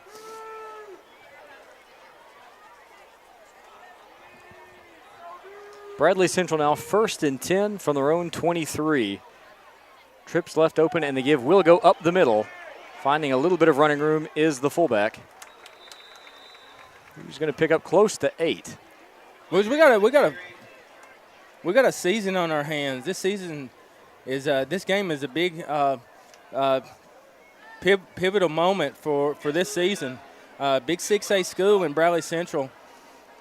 I would say that Bradley is probably the best opponent that we've played so far this year, and Rhea County is stepping up its game to match. So they've got a win over Cleveland, 34-14, I believe. The Cleveland Cowards, that is, Elmer. Yes, sir. Yep, they did suffer a loss last week, as they usually do. Couldn't happen to a better team. This defense, I've just Bradley Goodwin there on the stop, coming off the edge, brings down the man in the backfield for a short loss. Fantastic play by Goodwin. Great to have him back in the lineup. He's going to set up 3rd and about 2. Thanks Ray Medical Center and Professional Therapy for these replays. Give us a second look. That's right. Brian Kamer with the camera work there, doing a great job. Empty backfield now for Bradley Central. As Standifer looks to throw, he steps up. He's going to go long. He's got Curry down the right sideline. Unfortunately. And flags will come in. Guys, I think that was just a lot of hand fighting back and forth. Could have been called either way. It could go offensive pass interference, but that usually is indicative of what might be defensive interference. We'll look at a replay here. Trying to be somewhat objective, and of course I love Rhea County. I bleed the green and gold, but it looked like we might have been guilty there. We'll take a second look. Guys, I see just hand fighting. I'm not so sure if I saw Curry. It looked like our guy might have pulled on his left shoulder pad, but been a bit of a jersey tug perhaps. Regardless of what we think, the officials unfortunately have the final word, and they're going to call it against Rhea County. You know what, guys? I want to sneak in. Let me sneak in really quick. Rhea County trivia question number 1 of the night. When was the last time Rhea County defeated Bradley Central? Tweet in your answers to @RayReview. We are looking for the year, Elmer. Yeah, what was the last year Rhea County defeated Bradley Central? That is good trivia, Elmer. Bradley Central 1st and 10 now. As Standifer will pass. He's looking across the middle. He has his man. It is complete for another Bradley Central first down. Guys, as we said at the start of the game, the key for Rhea County's defense, keeping the wide receivers in front of you. Thus far, having done a pretty good job trying to limit the big plays. However, Bradley Central finding some success through the air on this drive. And first and 10 now. This is a team we definitely don't want to give any hope to. Up 2 scores here late in the third quarter. But you know that Coach Pemberton wants to see his defense dig in here and hopefully get a turnover on downs. Curry now in the slot to the left. And Standifer will keep it, tries to dart up the middle, finds a little bit of a crease. He's going to pick up about 4. As time continues to tick away in the third quarter, 3.5 minutes left to go. So, friends, if you're enjoying this game's heating up. It's a perfect time to copy the link and share it with your friends. Friends, family, let them know, hey, there's a barn burner going on at Bill Horton Field. That's right. Friend of the program, JT Stone, watching at home. We appreciate JT's input as he messages into the program. And you probably also appreciate JT's hard work. He's a foot soldier for the United States government via the Postal Service. Postal workers have a great reputation, but right. JT definitely is a good dude. And, that's right. Both my parents, postal workers. Both my grandparents. I was going to say, wait a minute. Yeah, my grandparents. Your parents have a secret identity. Time out, Rhea County. Live a double life. So there is 3:11 left here in the third quarter. Rhea County up 21-7 here on Bradley. It's really been the story of Rhea County's offense getting back into stride here tonight, Jace. Chandler Kaler and Zach Pemberton taking care of business. Hey, don't forget Bo Garmany having a great game. Absolutely. Just doing what Rhea County does best. Just good smash mouth football. But Bradley is driving here. This is really an easy trivia question for our Rhea County fans. Again, chime tonight. in on Twitter or Tweet Facebook in at Ray Review. We're waiting on those answers. 2nd and 7 for Bradley Central now. Standifer back in the shotgun. They've got trips left open. Curry in the slot to the left. Standifer calling an audible. Empty backfield. He will drop back to pass. He's got some time. He's going up the right sideline. He's got a man who's open, and it is going to be an easy pitch and catch for the touchdown. Guys, we talked about it. As the defensive back, got to keep your wide receiver in front of you. If your responsibility is the deepest third zone, and in cover 3 that we run, it is. That is a tough one. Rhea County still holding to the lead, though. Credit to Standifer there.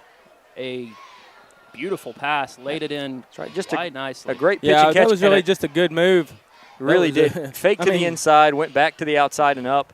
It's easier said than done sometimes to keep the receiver in front of you. That's right, a great route and a great throw.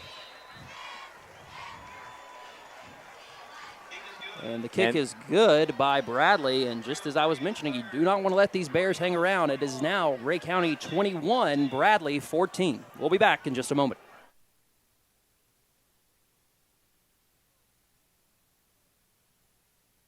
As part of Ray Medical Center, Professional Therapy Services of Rhea County shares the same commitment to excellence as Rhea County Athletics. Allow our professional staff to get you back in the game.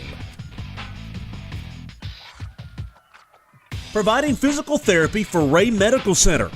The right care right here in Rhea County.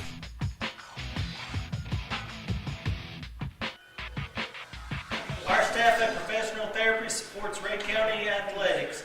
Go Eagles! Woo! Get back in the game!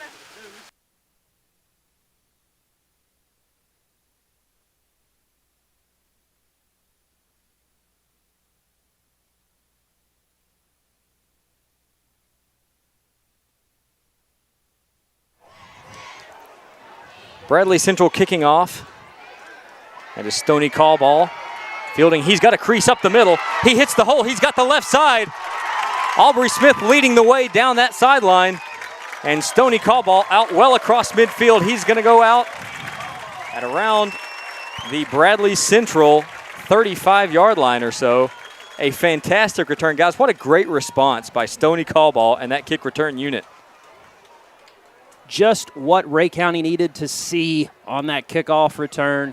Any sort of positive game would have been appreciated. Stoney said, I got you, family, and gets it all the way to the Bradley 40. I got you, fam.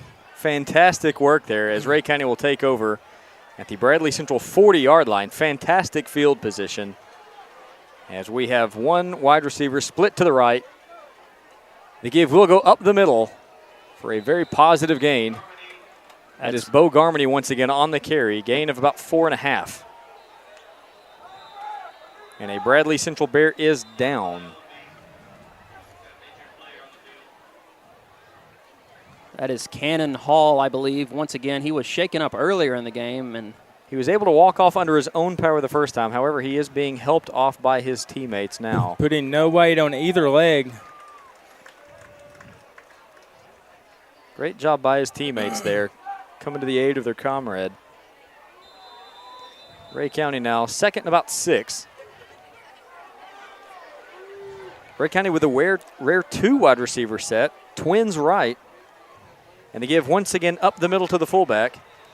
And Bo Garmany, very little running room. They'll say his forward progress is stopped after a gain of about half a yard. It's going to set up 3rd and 5. So Rhea County looking probably to milk some more of this clock here. 2 minutes left in the 3rd quarter. Bradley Central drawing a little bit closer after the score. Just a touchdown and PAT away. Once again, twins right for Rhea County. Rarely coming out in this set. Bo Garmany in the backfield. And the ball is loose. It is picked up by Bradley Central, who is running with nothing but green grass in front of them. And that fumble is going to be returned for a Bradley Central touchdown. That is a disappointing turn of events. That's a tough one. No doubt. We got a dogfight on our hands.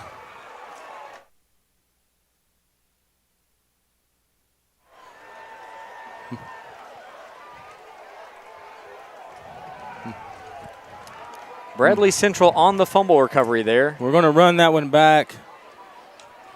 Take a look. And looks like the snap itself was mishandled. Am I right, guys? Hard to see from our angle up here, but the result is a Bradley County fumble recovery and score. The PAT here, and that could be very important in the big scheme of things. The hold is botched. You know, I'm going to actually put that on the snapper just because I don't want you talking about how you were a holder and how important the holder's position is, Jay. So well, we'll just run it back and see what happened here. Most vital position on the field, Cam. 2 years I was the holder and never failed to get a hold down for my kicker, Dr. Mackenzie Bowling. And I bet you never saw a snap that poor. But the good news is Rhea County still leads in this ball game, 21-20. We'll be back in just a moment.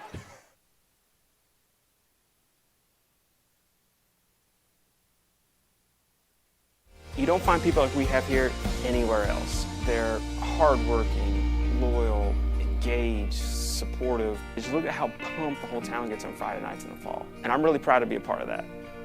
So for me, it was never a question of where am I going to practice. I want to be in my hometown, serving the best people around. I'm Mackenzie Bowling, and I look forward to helping you find your smile.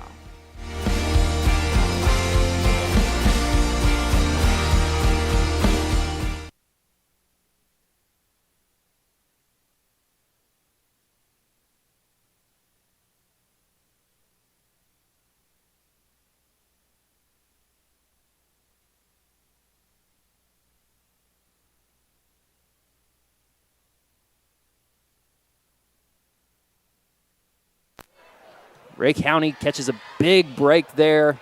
A fair catch called for and collected at about the 26.5-yard line, where Rhea County will take over 1st and 10. So hopefully Rhea County, they had a great deal of momentum going in that drive before that turnover, which was picked up and carried all the way back. Really tough turn of events, but fortunately, if we can regain our composure right here. That's right. Got to respond well. It was only about a minute and a half ago in gameplay that we were up 21-7. Rhea County's lead now cut to a single point. But the important thing is we still do have the lead, and we will take it absolutely going in here to the fourth quarter shortly. And Rhea County will take a timeout to compose itself. Yeah, we'll take one with them, but if you haven't liked Ray Review on Facebook, Instagram, Twitter, and please subscribe to our YouTube channel. We're at about 900 and something. It's pretty ridiculous. You guys, 1,000. Yeah, 900 something thousand. We need 900 and something thousand. We're trying to get add to some a million. zeros. We're trying to get to a million. You guys know how to hit the subscribe button, baby. Come on, show some love. And let me please check. When was the last time? Once again, hopefully I've got a tweet coming in here. There you go. Okay, I've got some tweets coming in here to the first trivia question of the night. Yes, sir. Mike Bice. 2007. Officer Mike Bice? It's yes, sir. It's the only Mike Bice in the world. Did I know? Did he get that right? There's only one Mike Bice, I can tell you that. Yeah, that's right. Love Mike Bice. Absolutely. Does a great job with the Rhea County Sheriff's Department. Let me thank you for watching, Mike. Is he right, Elmer? Mike, I don't. I'm going by these questions from Brian Kamer. So if he is wrong, then I think we need to go have a talk. We may need to fact check Mr. Kamer before the program. Yeah. Check Snopes for Well, whatever information we give you throughout the Ray Review. Pemberton Wright makes the pitch to Gavin Morrison. Okay, we're going to check these. Brian Kamer has the answer at 1994. We will check that, but with Mike. Hang in there, Mike. You may yet be right. You may yet be right. We were actually wrong ourselves on one. So that's going to bring us. I would actually go ahead and credit Mike. I'd say he knows, but yeah. Brian's pretty sharp on these. We will double check those. Thanks for the answering in, Mike. We apologize. Trivia, usually a pretty objective format. Sure. Who scored the longest run in Rhea County history? I'll let you guys. Pemberton dropping back to pass now. He's flush to the left. He's got some running room. He's going to lower his shoulder and try to pick up the first. He's going to be just short. It'll bring up fourth and about a long 2. Going to be 4th and 3, actually. Yeah, good change of field by Pemberton to pick up several yards just short of the first down. And, guys, that's going to bring about the end of the third quarter where Rhea County will face 4th and 3, up 1. We'll be back right after this. In today's media-saturated culture, teens need to know that every decision matters, on and off the field. The Edge strives to provide students with the education, direction, and guidance they need for a life of excellence. Offering Healthy Choices education for middle and high school, we believe that every child can succeed. We have resources for parents, too. For more information, contact Tiffany Soyster at 775-0019. Hello, my name is Keith Butt, and I'm the youth pastor at New Union Baptist Church. We are a church that is for Rhea County, and that includes our students from Dayton and the surrounding communities. Our goal is to bring our students one step closer to Jesus so that they look more and more like Him. If you are a teenager, we would love to see you on Wednesday nights at 6:30, and we would like to invite all of you to join us on Sunday at either our 8:30 or 11 o'clock services. Hopefully we'll see you here, and I look forward to seeing you and your students at the Rhea County football games.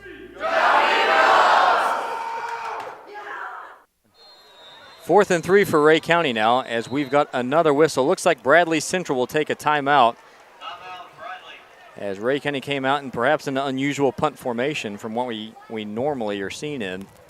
And Bradley Central wants to talk about it. That'll be their first timeout of the half. It will, and those timeouts are could be highly valuable in a game this tight in the fourth quarter. Rhea County has one remaining timeout, Bradley 2. No, actually, 2 apiece. We don't know if we can trust ourselves anymore. 2 apiece. Elmer, I just realized that earlier I credited Rhea County's third quarter drive as 8.5 minutes as though it were a 15-minute quarter. Of course, we use 12-minute quarters. I cannot add. I almost asked. We're just full of false news, fake news here tonight. We don't know trivia answers. Actually, the Bears did not score first. Elmer's going to tell me that I don't know what I'm talking about now. No, you do, but I'm believing our digital scoreboard operator, Zach Daly. He's made one mistake. He says guys, we're coming out going for this. Let's roll. 4th and 3. Let's roll. A huge play in this game. The pitch goes to Aubrey Smith. He's going to have the first down. You move those chains. First down, Rhea County Lazy Boy. Shazam. I love the play call, guys. I love the boldness. I love the guts going for it. Great job blocking. Great job by Aubrey Smith turning it upfield once he hits the corner. Credit to Coach Mark Pemberton. Sometimes you just have to go mano-a-mano and say, you play against us. It's 4th down. We need it. Let's see who's better. Let's see who's better. And that was Aubrey Smith finding that. That's right. And, guys, Bradley Central really just stubbed their own toe. They called a timeout when we were ready to punt. Rhea County thinks about it, decides they want to go for it, and here we are with another first down. Pemberton keeps. We've got a flag down in the vicinity of where a hold is usually called. Yeah, but I don't know about that one. Second flag comes in late near the end of the play. Pemberton only picked up about 2. Chop block. It will back up Rhea County.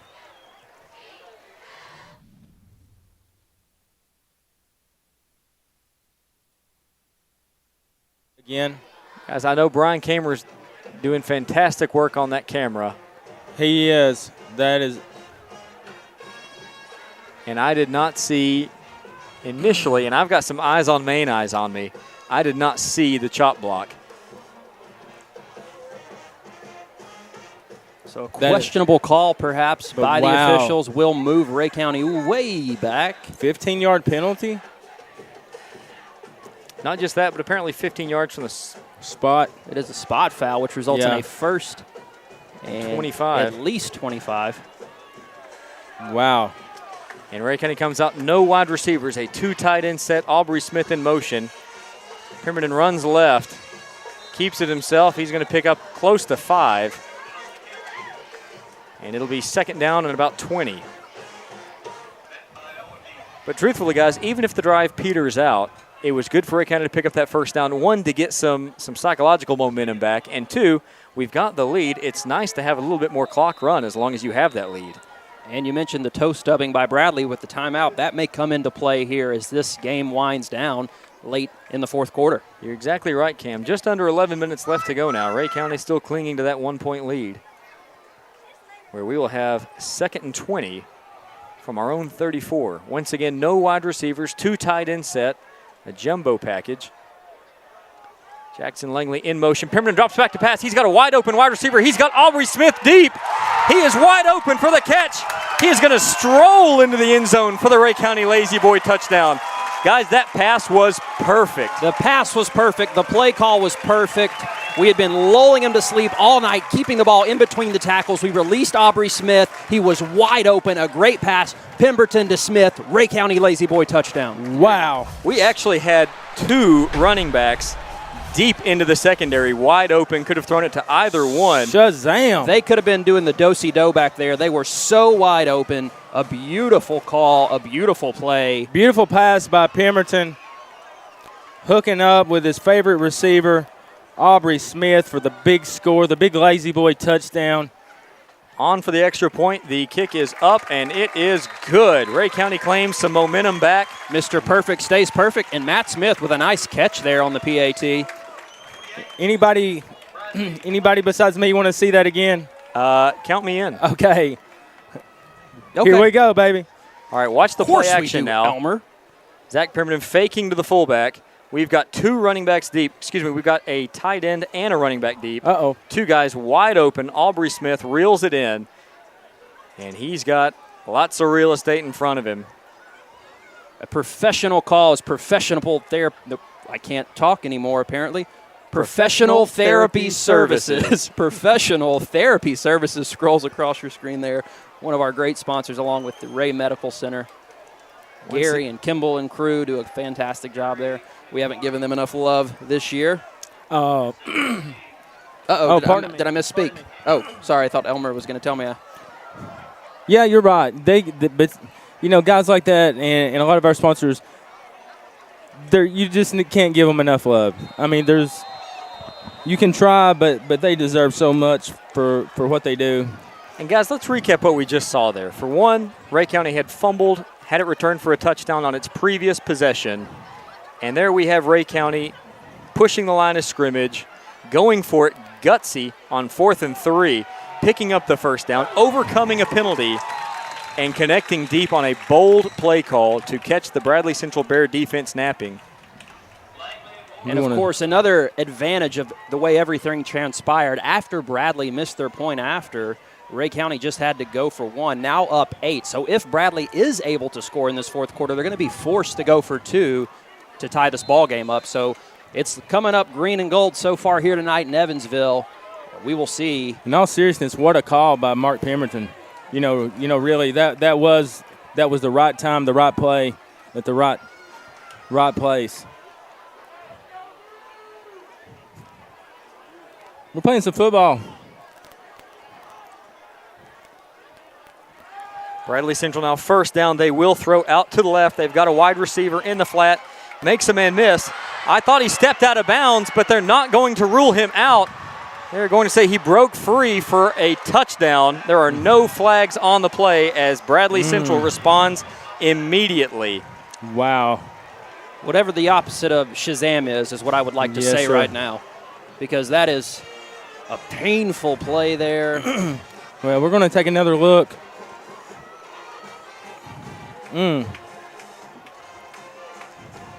So there we're getting a first-hand look at that highly explosive duo. Elmer, is it able to – can we see the replay early on in that play? Like I said, from up here on the other side of the field, it looked like he might have come close to stepping out. I'll take it back as far as we can get it back. Right at the beginning right there. It looked like he might have stepped out at that tackle attempt.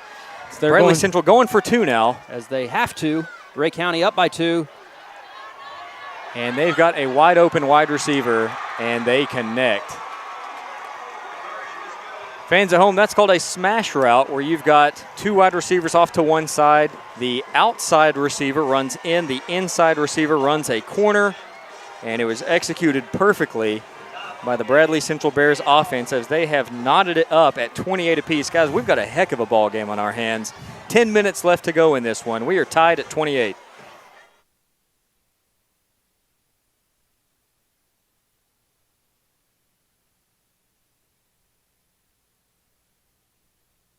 Justin came out, we walked the land, we looked over the land, and he started coming up with some wonderful ideas.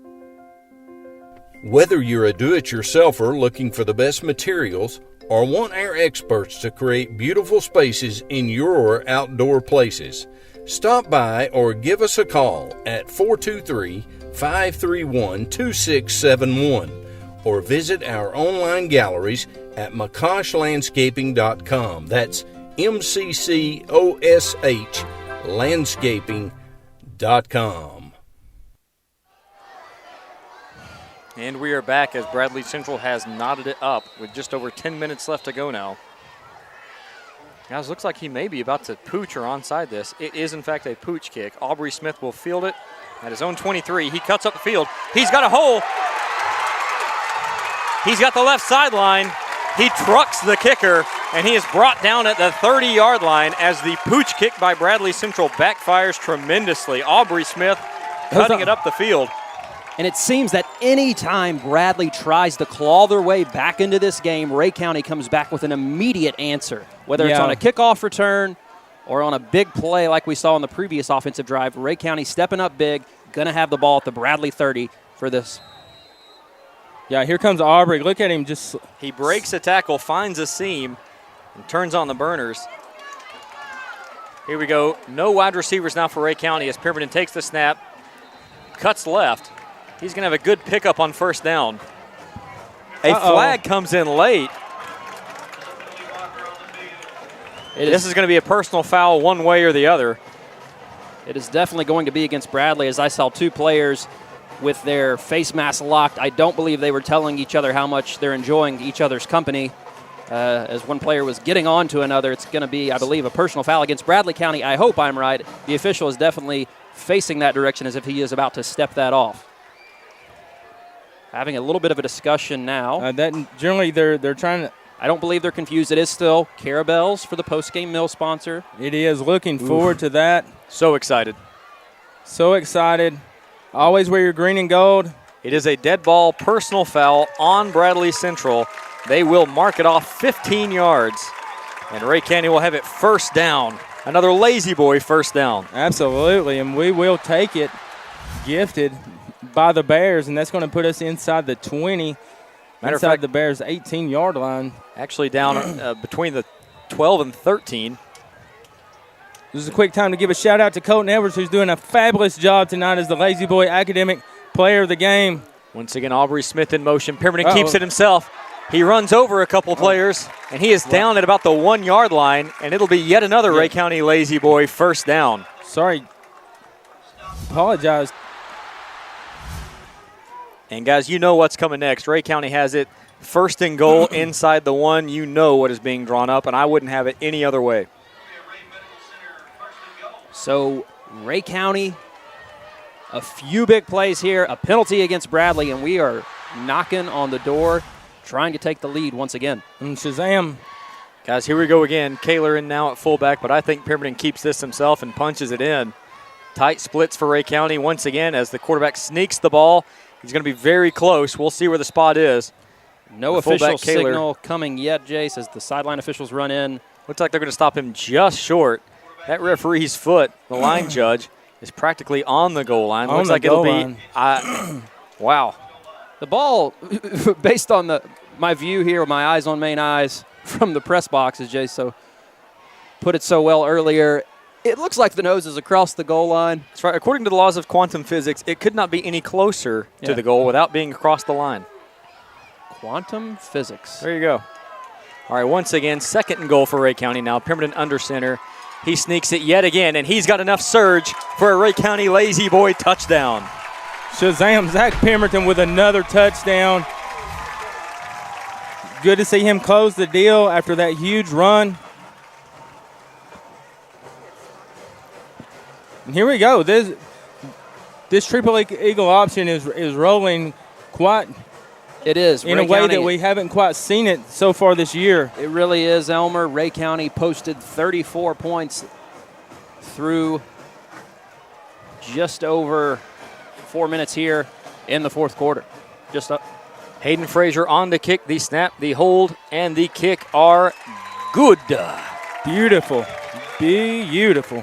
And now with 8:27 left to go in this game, Rhea County back out to a 7-point lead, 35-28.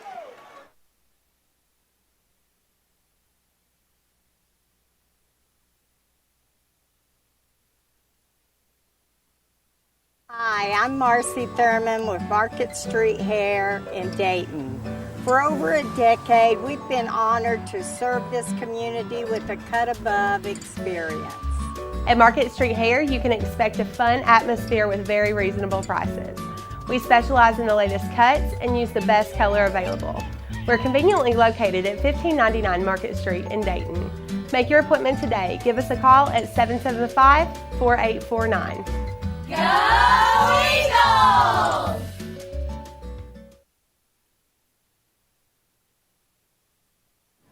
Loving it. Beautiful weekend plan for Cam Lane, as I understand. Should I tell you all about it, Elmer? Yes, make me jealous, please. Make us all jealous. Well, tomorrow morning I will no doubt sleep in until about 10 o'clock. My older brother Tyler, 2004 alum of Rhea County, will show up with 2 out of his 3 kids to have Nana and Papa watch them. We will go and play golf in Chattanooga, and then we will venture over to Dr. Mackenzie Bowling as Bradley having a sizable return here on the kickoff. We'll go to Dr. Mackenzie Bowling to watch the UT-Florida game where UT will no doubt whip up on the Gators. And then Sunday I will head to Atlanta for a little Topgolf, followed by watching the Braves clinch their spot in the playoffs. That's right. Good friend of the program, Kevin Bennett, former Rhea County valedictorian, is in town from New York visiting. Great to be able to go to the Braves game with him. We will be going down there meeting the salutatorian from that year, David Canvas, who's coming in from Chicago. David practicing, I think, corporate law, I guess, in the Chicago area. And so went to Cornell Law School. Very proud Rhea County Golden Eagle alum, David Canvas. Very proud of him. So it will be a GFL-filled weekend for us here at the Ray Review, and we're looking forward to it. Stanford drops back to pass. He's looking long. Aubrey Smith is coming over the top in coverage, and he makes the stop. Oh, that is a terrible foul. Terrible flag. Yeah, the foul really is against the official because from my viewpoint on first glance, I did not see the interference. Well, we're going to run it back. I didn't see it either. We'll run it back. It looks like we all just jumped up in the air at the same time for the ball. I did not see any contact. And, you know, Aubrey Smith's back is turned for the most part to the ball. He times his jump. He gets there. I guess on second look, it's possible that he might have made contact before the ball got there. As you mentioned, definitely going against him that his back was turned. They're going to take that into consideration. And unfortunately, it is going to be a first down for Bradley. Kids at home watching football want to grow up to be a defensive back. Be sure and get that head around to find the ball whenever you can. First and 10 now for Bradley Central. Empty backfield. And a screen is called, and it is almost intercepted. First off the hands of the intended target. And playing tip drill is the Rhea County defense, unable to reel it in, but nevertheless, incomplete pass on first down for Bradley. As Rhea County was there on that. They read that screen pretty well. Really did, Jace. Golden Eagles showing good self-discipline, playing above their emotions after a very questionable call. Second and 10 for Bradley now. Just under 8 minutes left to go in the game. Rhea County defense needing a good response on this drive. Rhea County about to bring pressure. They come up the middle. The throw is out into the flat on a hitch. It's going to be a good pitch and catch for Bradley. They're going to pick up about 8 yards and get out of bounds. Definitely 4 down territory here for the Bears. 3rd and maybe 2.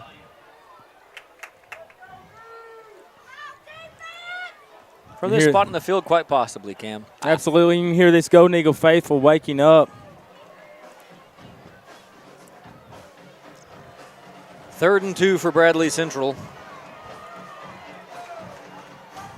Rhea County band coming to life, trying to get their defense to have a big stop. Standerfer will keep, goes up the middle, and he'll have just enough for a first down. As he is out across the 35, he's down at about the 33-yard line. We'll bring up another Bradley Central first down. And just as we mentioned, we've got ourselves quite the football game here, coming down to it. 7.5 minutes left here in the contest. Rhea County leading Bradley 35-28. Clock ticking away now. Standerfer in an empty backfield. He looks to throw. He's got a man wide open, and it is going to be a Bradley Central touchdown as the wide receiver ran a simple go route down the seam, got between the defensive backs, and scores. Bradley Central finding a lot of success through the air in this second half, and they respond once more. As a great back-and-forth slugfest now between each offense. It is, and it's coming down to one of those games, Jace, where it feels like whoever has the ball last will probably win this game. That's well said, Cam. Really important to watch this snap and hold, and it is whistled dead. We've got a flag on the play. I think we might have a false start. Actually, we're going to have an offsides on Rhea County. A better snap and hold that time from the Bradley County Special Teams unit. Definitely something to keep an eye on, as they have already had one that was botched and resulted in a no kick and had Rhea County with a 1-point lead. So we'll see what happens here on the second go-round after the penalty yardage is tacked on, if Bradley chooses to accept.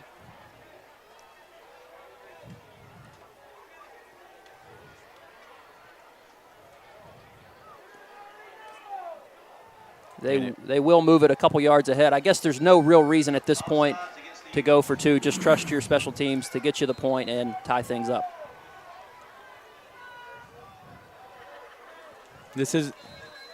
And once again a flag comes down. It is possible that Rhea County is simply lined up offsides. It will once again be offsides against Rhea County. And if you're Bradley Central, you've got to think about this point.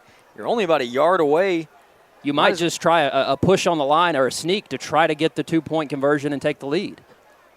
It would be Bradley's first lead since they led 7-0 early in the first quarter. And yes, I did just show my country and said nothing.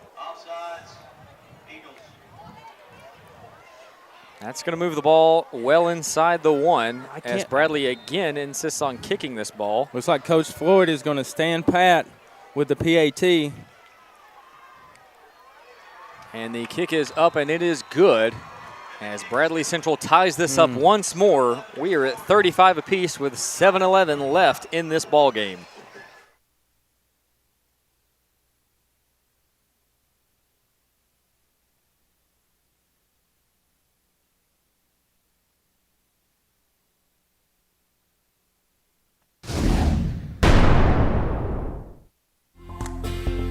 From the doctors and staff at Eyes on Main, we welcome you to our new location on Market Street, where we proudly support Rhea County Golden Eagle football. Go Eagles!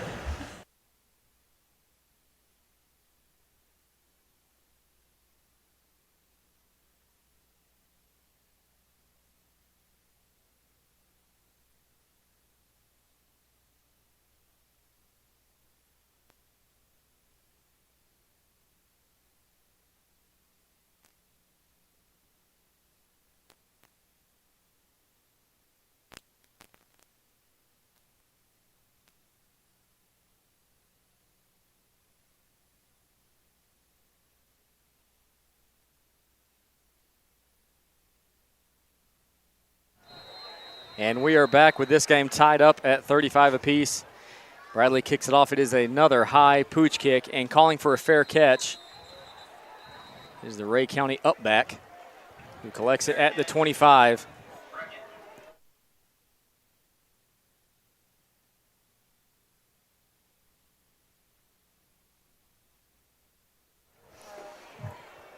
Rhea County will take over at their own 24-yard line.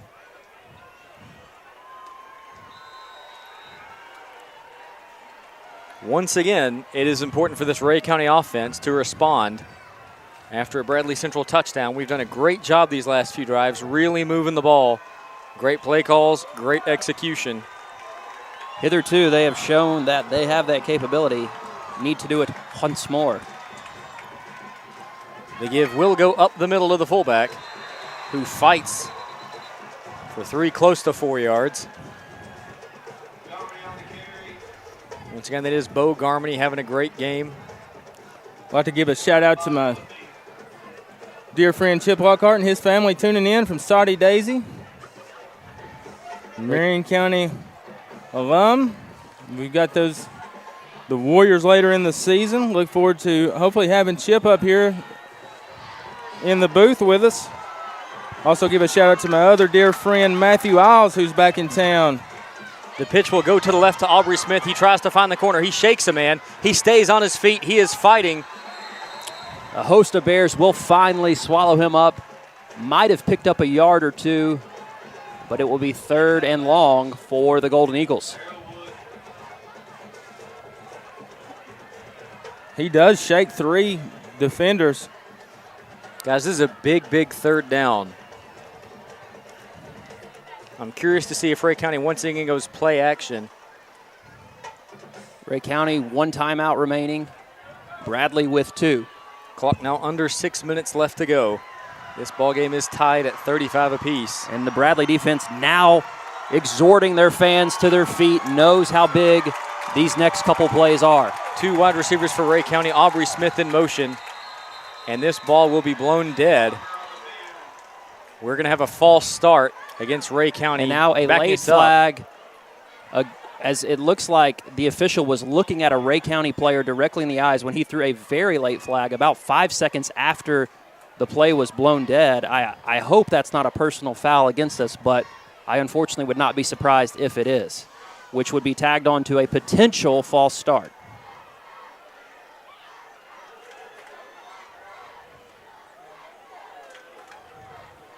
The officials gathering up here before they deliver the final verdict, and this could be really bad for the Golden Eagles.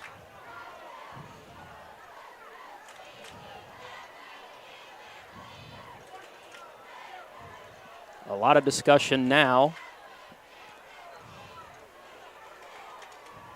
The officials continue to talk.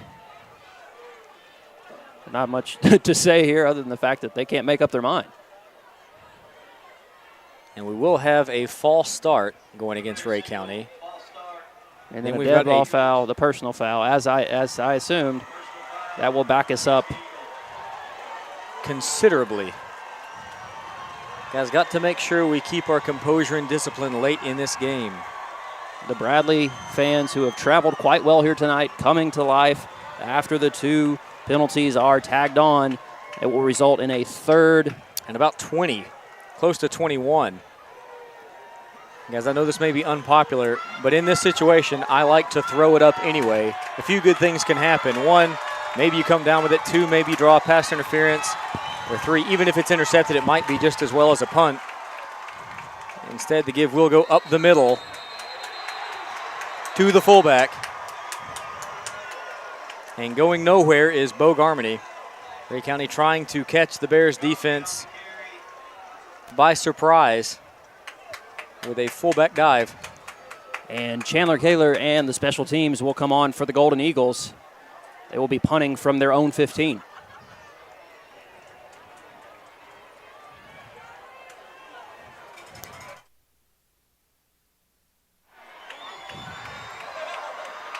Chandler Kaler on the punt, standing at his own 2-yard line. High snap, but he catches it. Gets away a good spiraling punt. And the Bradley Bear return men will let it bounce, and it takes a Rhea County roll, and it will be downed at about the 42-yard line. Fantastic job there by Kaler. Gonna have the Bradley Bears starting at least on their side of the field.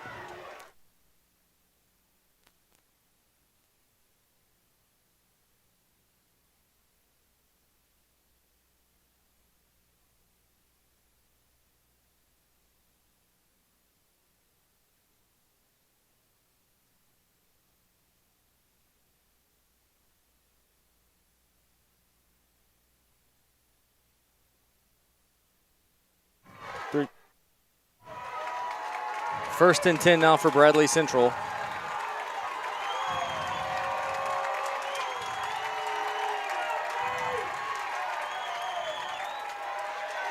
Sandifer drops back to pass. Aubrey Smith is coming over the top. He picks it off. A fantastic interception by Aubrey Smith. Wow. Aubrey Smith from the free safety position playing center field in that secondary. Holy mackerel, can you believe it? What a play. You know, they kept playing with fire, they kept playing with matches, playing with fire, and they got burnt. Aubrey Smith just torched them. He's been watching them, he's been spying them. They caught him for passing interference. 2 inadvertent times. Watch this replay. Aubrey spying that ball. Great play, getting his head around, finding the ball, going up and high pointing it, and coming down with it. Rhea County will take over first and 10, and Permanent is on the keep. Going around the left side, he finds some positive yardage. Guys, what a big play for Rhea County.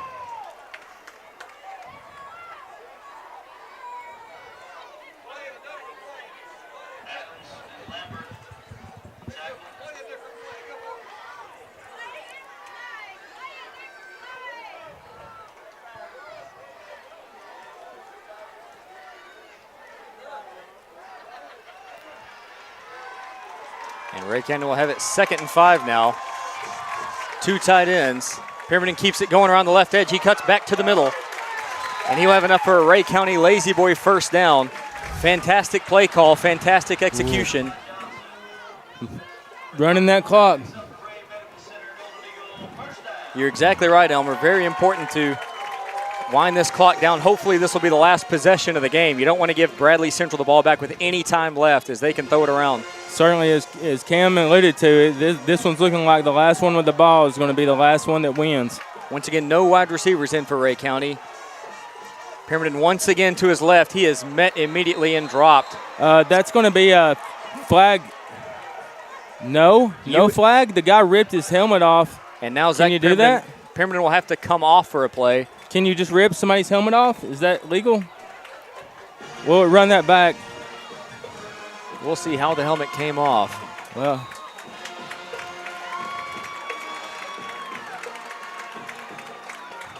looks like he was just off in the process of being slung down. Haven't seen a Bear make a tackle like that since I saw the Revenant cam.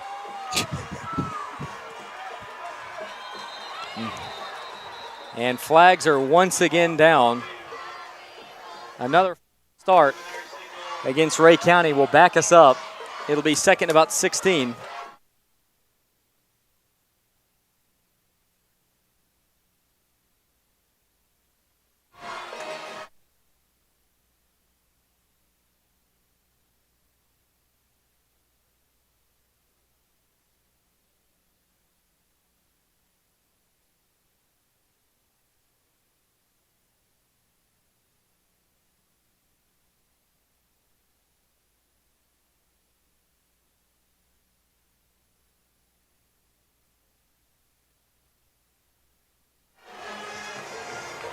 Are we still off?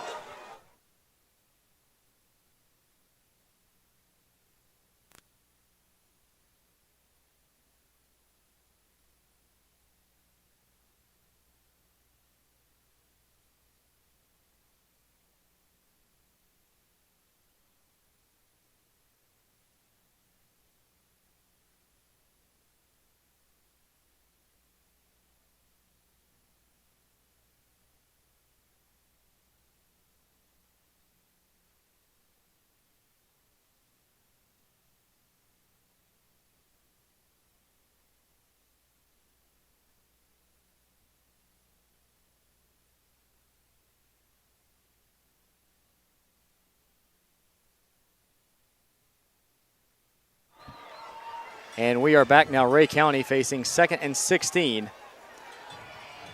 Bo Garmany in at fullback, Gavin Morrison and Aubrey Smith at wing. No wide receivers as Rhea County comes out in a 2 tight end set. And the head official having some sort of conversation over here on the sideline with Coach Pemberton. Not exactly sure what the situation is there. I think it might have to do with who's going to be able to play quarterback on this snap. Definitely seems to be the case as Coach Pemberton is going to send in Hayden Frazier. Of course, the rule in TSSAA, in case you are not aware, if your helmet comes off during the course of a play, you have to sit out the next play. And so that's the case with Zach having lost his hat on the previous tackle. Hayden Frazier in at quarterback. And guys, since it was a dead ball penalty on the very following play, so they're actually checking their rule books or something right now. I would think that Pemberton should be allowed to come back in since the next snap was a penalty. And that's the case that Coach Pemberton was making, I believe. He was asking the official now is. And the Rhea County coach is quite animated. Oh, now the head coach, my apologies, the head official was indicating to both sidelines how many timeouts they had left. I don't know if there was some discrepancy there, but regardless, we are back under action with Hayden Frazier in under center. And it will be yet another false start for Rhea County. It will back us up a little bit more. Make it 2nd and 21. Guys, sometimes with a new quarterback, there's a different cadence. Sometimes you don't know quite the rhythm that the quarterback might have in calling for the snap. It can happen. It can happen. That's why, part of why Coach Pemberton was so insistent on getting Zach Pemberton out there to take that snap. However, Rhea County will face it. 2nd and 21, Hayden Frazier still under center, Bo Garmany at fullback. Gavin Morrison in motion. The give will go to Bo Garmany. He tries to cut to the outside. He's going to pick up a couple. It's going to set up 3rd and about 18 or so. And Zach Pemberton will come back into the game.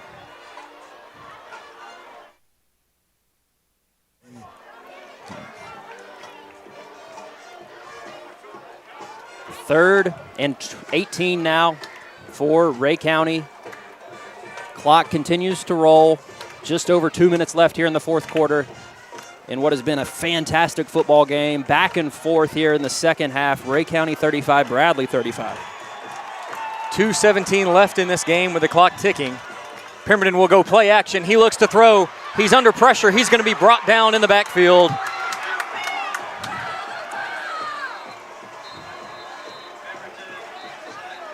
And you know what, guys? That's not a bad sack for Rhea County. I know that sounds crazy, but it might actually be better than having thrown it away, just because it will force Bradley to use one of its timeouts. It only has one remaining, as there is 2 minutes, 4 seconds left in this game.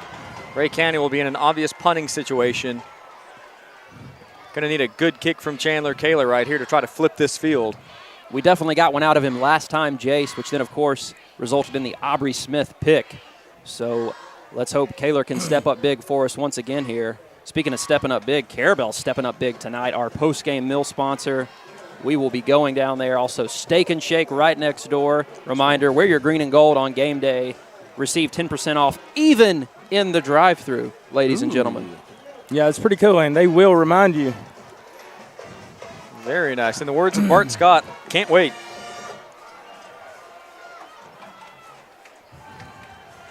And Kaler now slowly stepping back to take his position. Kaler standing at his own 9-yard line. Going to need to put the boot to this one. And a fantastic spiraling kick for a fair catch, and it's fumbled. He fumbles the fair catch, and it looks like Rhea County might have it. No, they're going to signal that it's Bradley ball. I could unfortunately tell. Oh, no. I saw Bo Garman. He put his head in his hands. He saw immediately what had happened. I think it just did slip through our grasp, and the Bradley player was able to recover his own drop What ball. a fantastic punt from Chandler Kaler. As the Rhea County coverage team is there, it is muffed and so close to being recovered by Rhea County at the 42. Instead, Bradley Central will have it. It's their own 43-yard line. 1 minute, 59 seconds left to go in a tie ball game. Guys, their kicker's got a strong leg. They're only going to need to drive about 35 yards or so before they're in reasonable field position. They come out, trips left. They run the draw up the middle. Finding some room is the running back. He goes down inbounds. He's going to get across midfield. Clock will run. One timeout, like we said, remaining for Bradley. Rhea County with no timeouts. Guys, we're going to need Aubrey Smith or any other Rhea County Golden Eagle to come up big in this secondary. Maybe pick one off. We've got a shade over.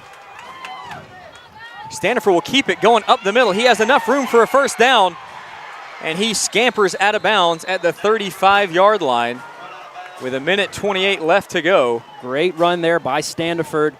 Found the edge and was able to get out of bounds to stop the clock. Rhea County wasn't quite set on defense at that snap.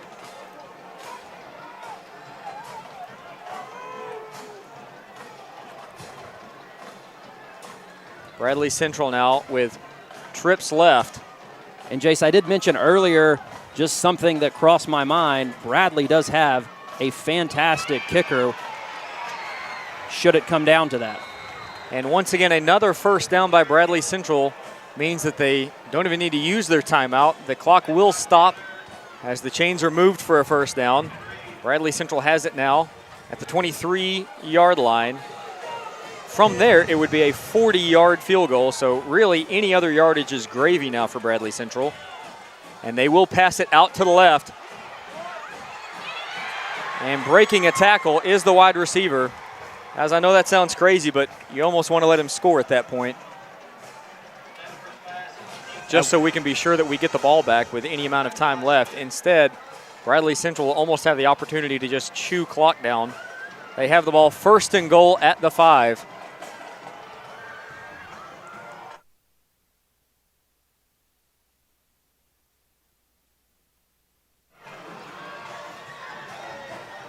Here we go, first and goal now for Bradley Central as Standifer will keep. He tries to get to the edge. He fights his way and he will score a touchdown with 43 seconds left. Bradley Central takes their first lead since they were up 7-0. Rhea County now with no timeouts left once they get this ball back.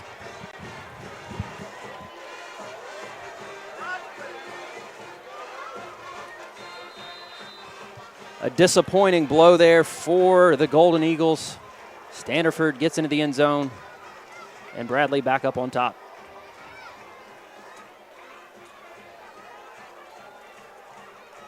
The point after is also good. Rhea County trailing by 7. It will be their football on the kickoff. 43 seconds left, no timeouts. We'll be back in just a moment. As part of Ray Medical Center, Professional Therapy Services of Rhea County shares the same commitment to excellence as Rhea County Athletics. Allow our professional staff to get you back in the game. Providing physical therapy for Ray Medical Center. The right care right here in Rhea County.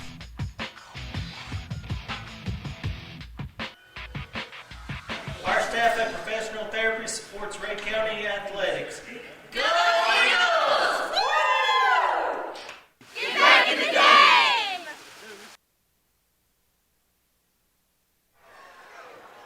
And we are back with 43 seconds left to go.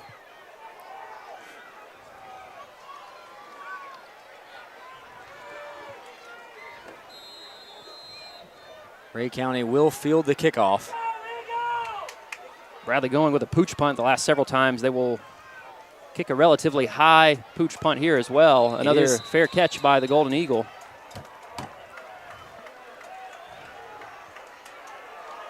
And Rhea County will take over on offense at their own 25.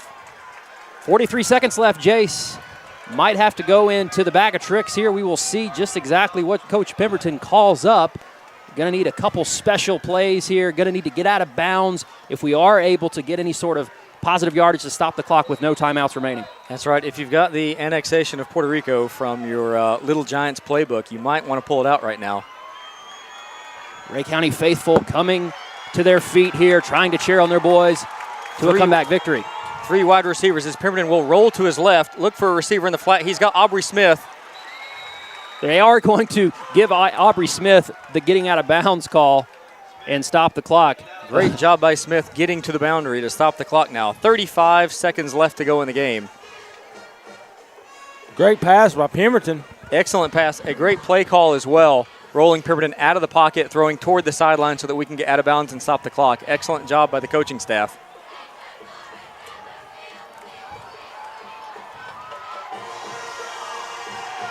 Second down, about 3 now.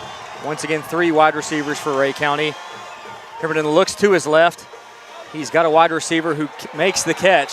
It is a first down, so they will need to stop the clock to move the chains. That is a Rhea County Lazy Boy first down. 29.5 ticks left in the ball game. Rhea County will need to get on the ball in a hurry. Once the ball is spotted, they will start rolling the clock, and they have. Pemberton takes the snap. He's going to roll to his right. He's got Gavin Morrison in the flat, who falls down inbounds. For some reason, Rhea County apparently had a timeout left, which neither we nor the press box was aware of. And the Bradley Central fans are absolutely up in arms. They were under the impression that Rhea County had no timeouts left. According to the scoreboard, they did not. However, Rhea County is able to call a timeout, thank goodness. And we mentioned earlier during that long consultation the officials had where we thought they were going to the rule book to look up the potential of letting Zach Pemberton back on the field to play after losing his helmet, then a dead ball foul. But they did have some sort of conversation with the coaches reminding them how many timeouts. So there's been certainly some controversy around the timeouts tonight. So we're not even going to have to give Zach them all again. We assumed he had it right. The press box had them at 0 as well, but Rhea County apparently had a timeout left, and we'll take it. That's right, Pemberton once again under center. Time enough left for probably 2 plays or so. Pemberton will roll to his left. He's got space. He's got Aubrey Smith. Get out of bounds, Aubrey. Get out of bounds. He fights his way to the boundary. That is going to be a it will Lazy stop Boy the clock. first down. That's right, Rhea County. 9 seconds left here. Rhea County will have to spike it as soon as the chains are set. Clock should be rolling, but it's not. And now it rolls too much. There actually should be probably 8 seconds left. I would say by the time the clock actually started rolling, and then when it did start rolling, we're a good half second different. But the officials are going to be content to probably let it show 7.6 after the spike. And guys, unless you throw an absolute quick hitter to the sideline, this is going to be it for Rhea County. With the ball at the Bradley Central 41, We know Zach has the arm. We've seen him connect with Aubrey on passes of this length this season. We may be looking at a Hail Mary on this play. Bradley Central will rush 3, possibly 4. They will bring a 4th man off the edge as the pass will go incomplete. Looking for Aubrey Smith across the middle. Pemberton needed to get rid of it.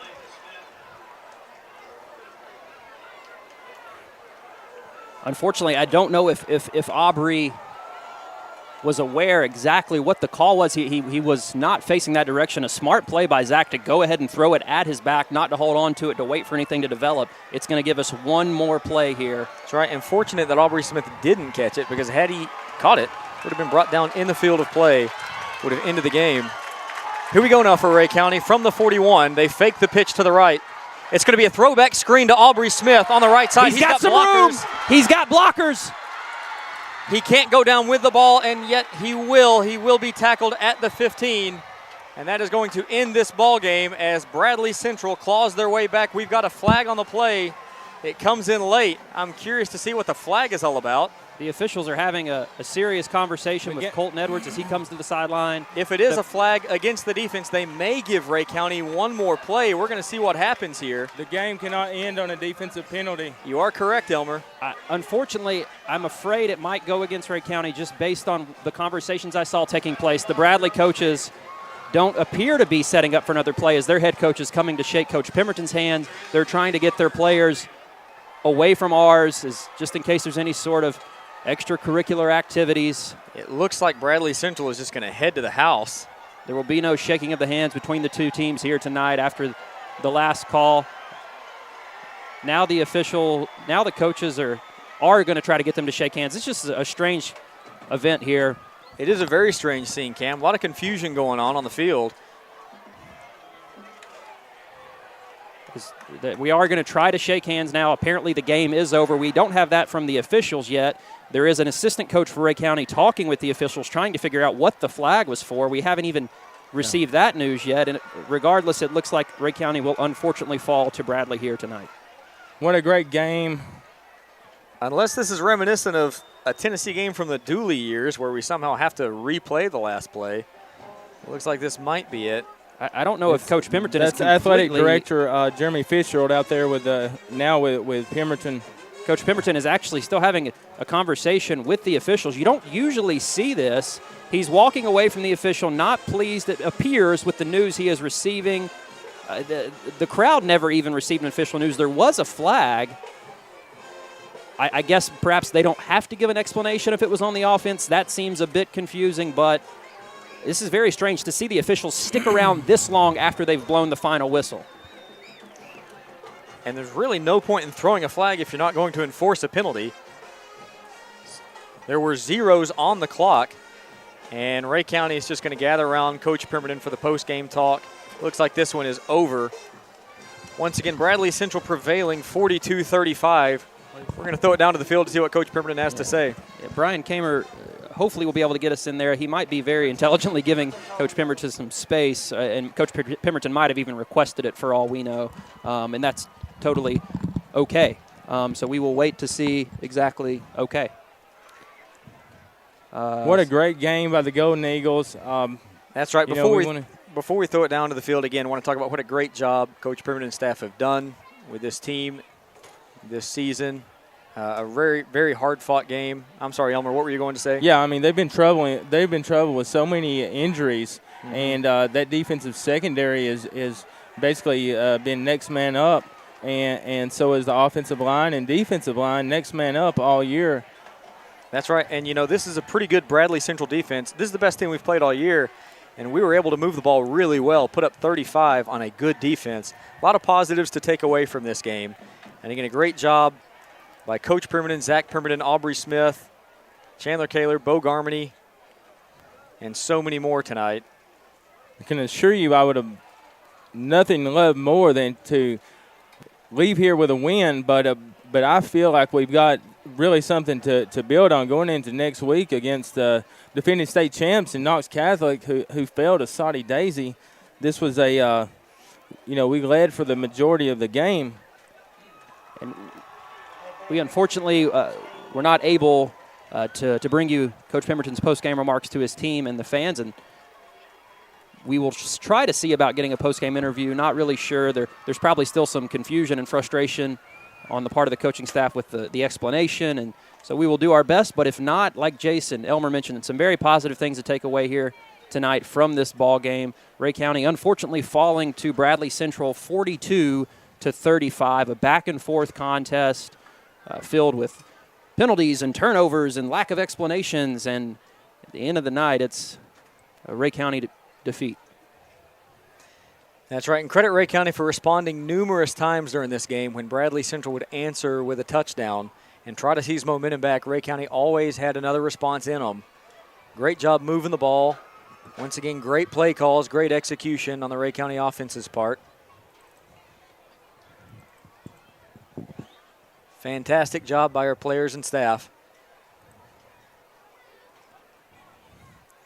And another good time to give a shout-out to Colton Edwards, the Lazy Boy academic player of the game, holding that 3.51, GPA.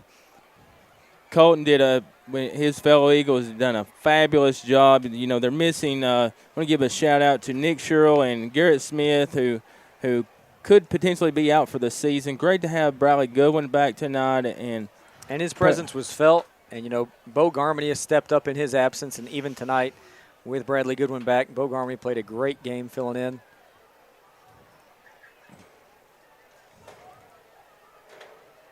Once again, it was a wonderful evening for football. We are glad that you joined us with us. Absolutely. Just want to dial back one of my favorite games of the play. I'm sorry, pardon me. We can no longer speak. We're falling apart. Yeah, we're obviously distraught as well. We didn't like seeing that result any more than you guys did.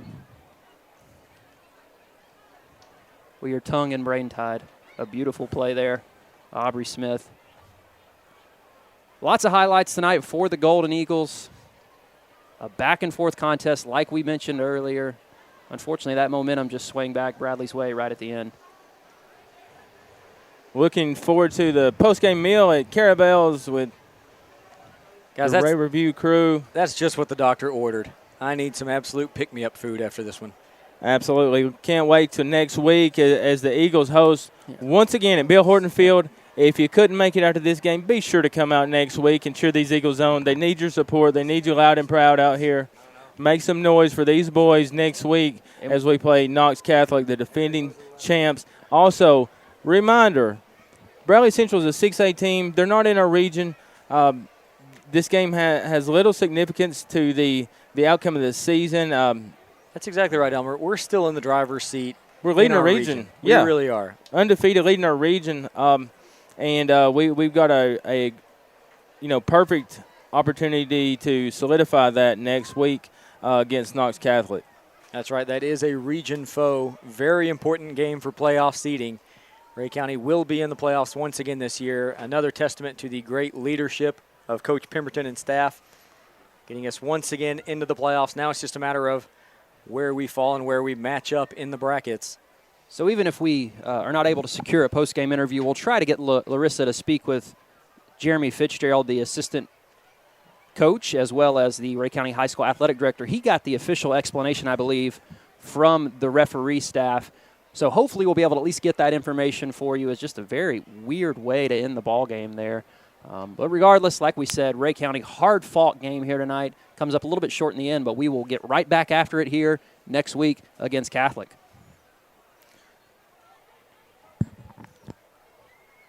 Let's kick it away to our sponsors, and we'll be right back.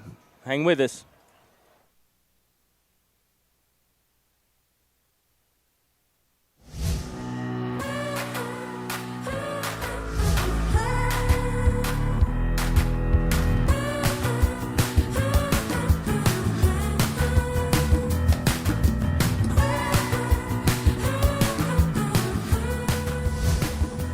We want to make the tire look cool, too. So we got this awesome sidewall design right here.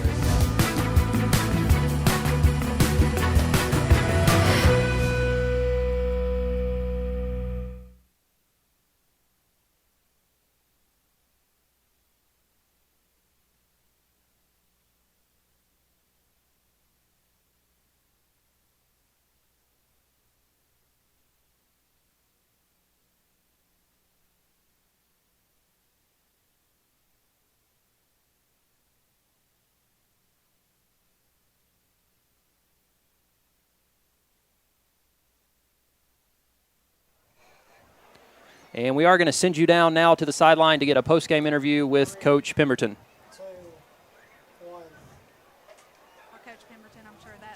Breaking, but overall the Eagles were looking so much better this week as a whole, I think. What do you think?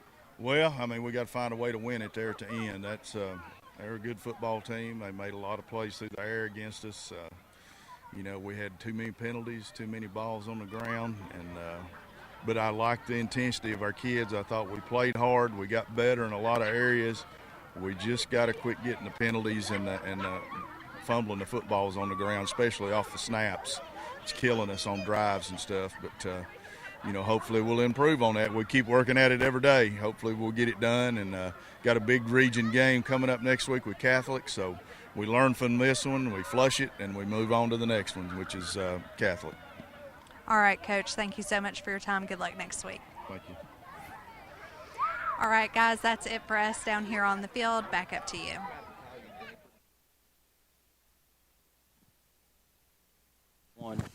All right. Thank you so much, Larissa, Brian, and, of course, Coach Pemberton for those post-game comments. As he mentioned, Jace, we did have a few mistakes here tonight, a couple fumbles, and lots of penalties. But as he mentioned, though, the room is there. I mean, we really saw this team come out with intensity and passion tonight, both sides of the football.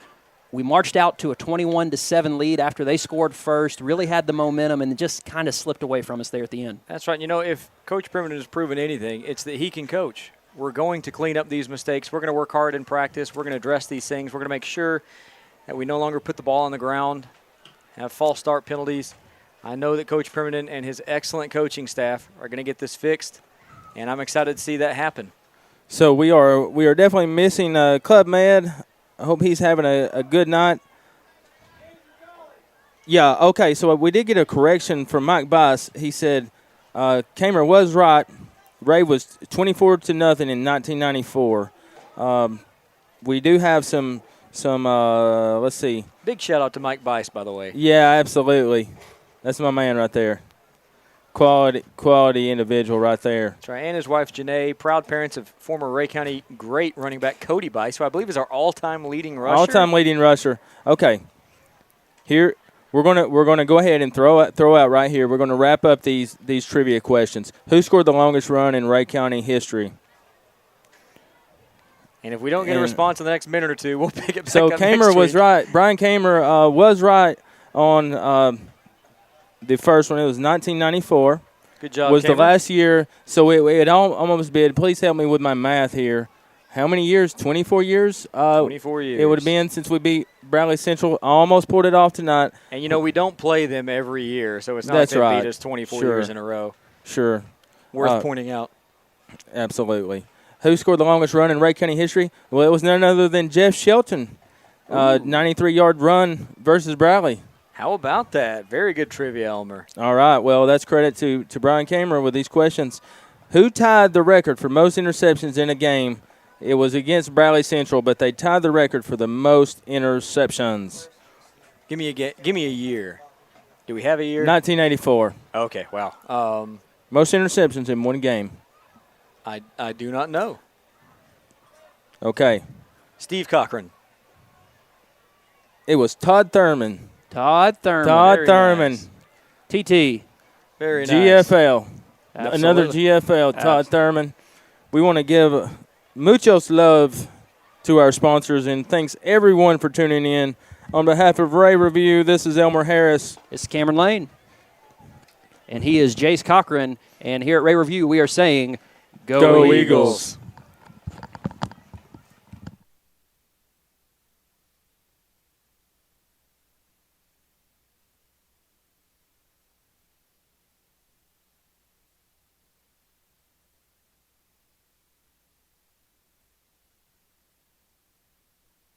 The work that you put in, you've got so much time vested into the program that you're not going to surrender at any point,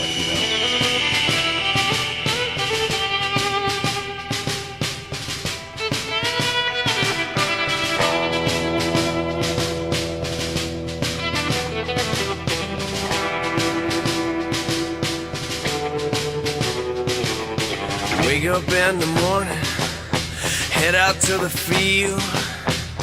Another day you're kicking up dirt, another chance to test my will.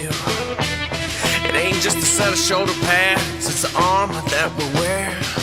When the battle starts on a Friday night, you can feel it in the air. It's that eagle pride. On a Friday night, it's that eagle pride.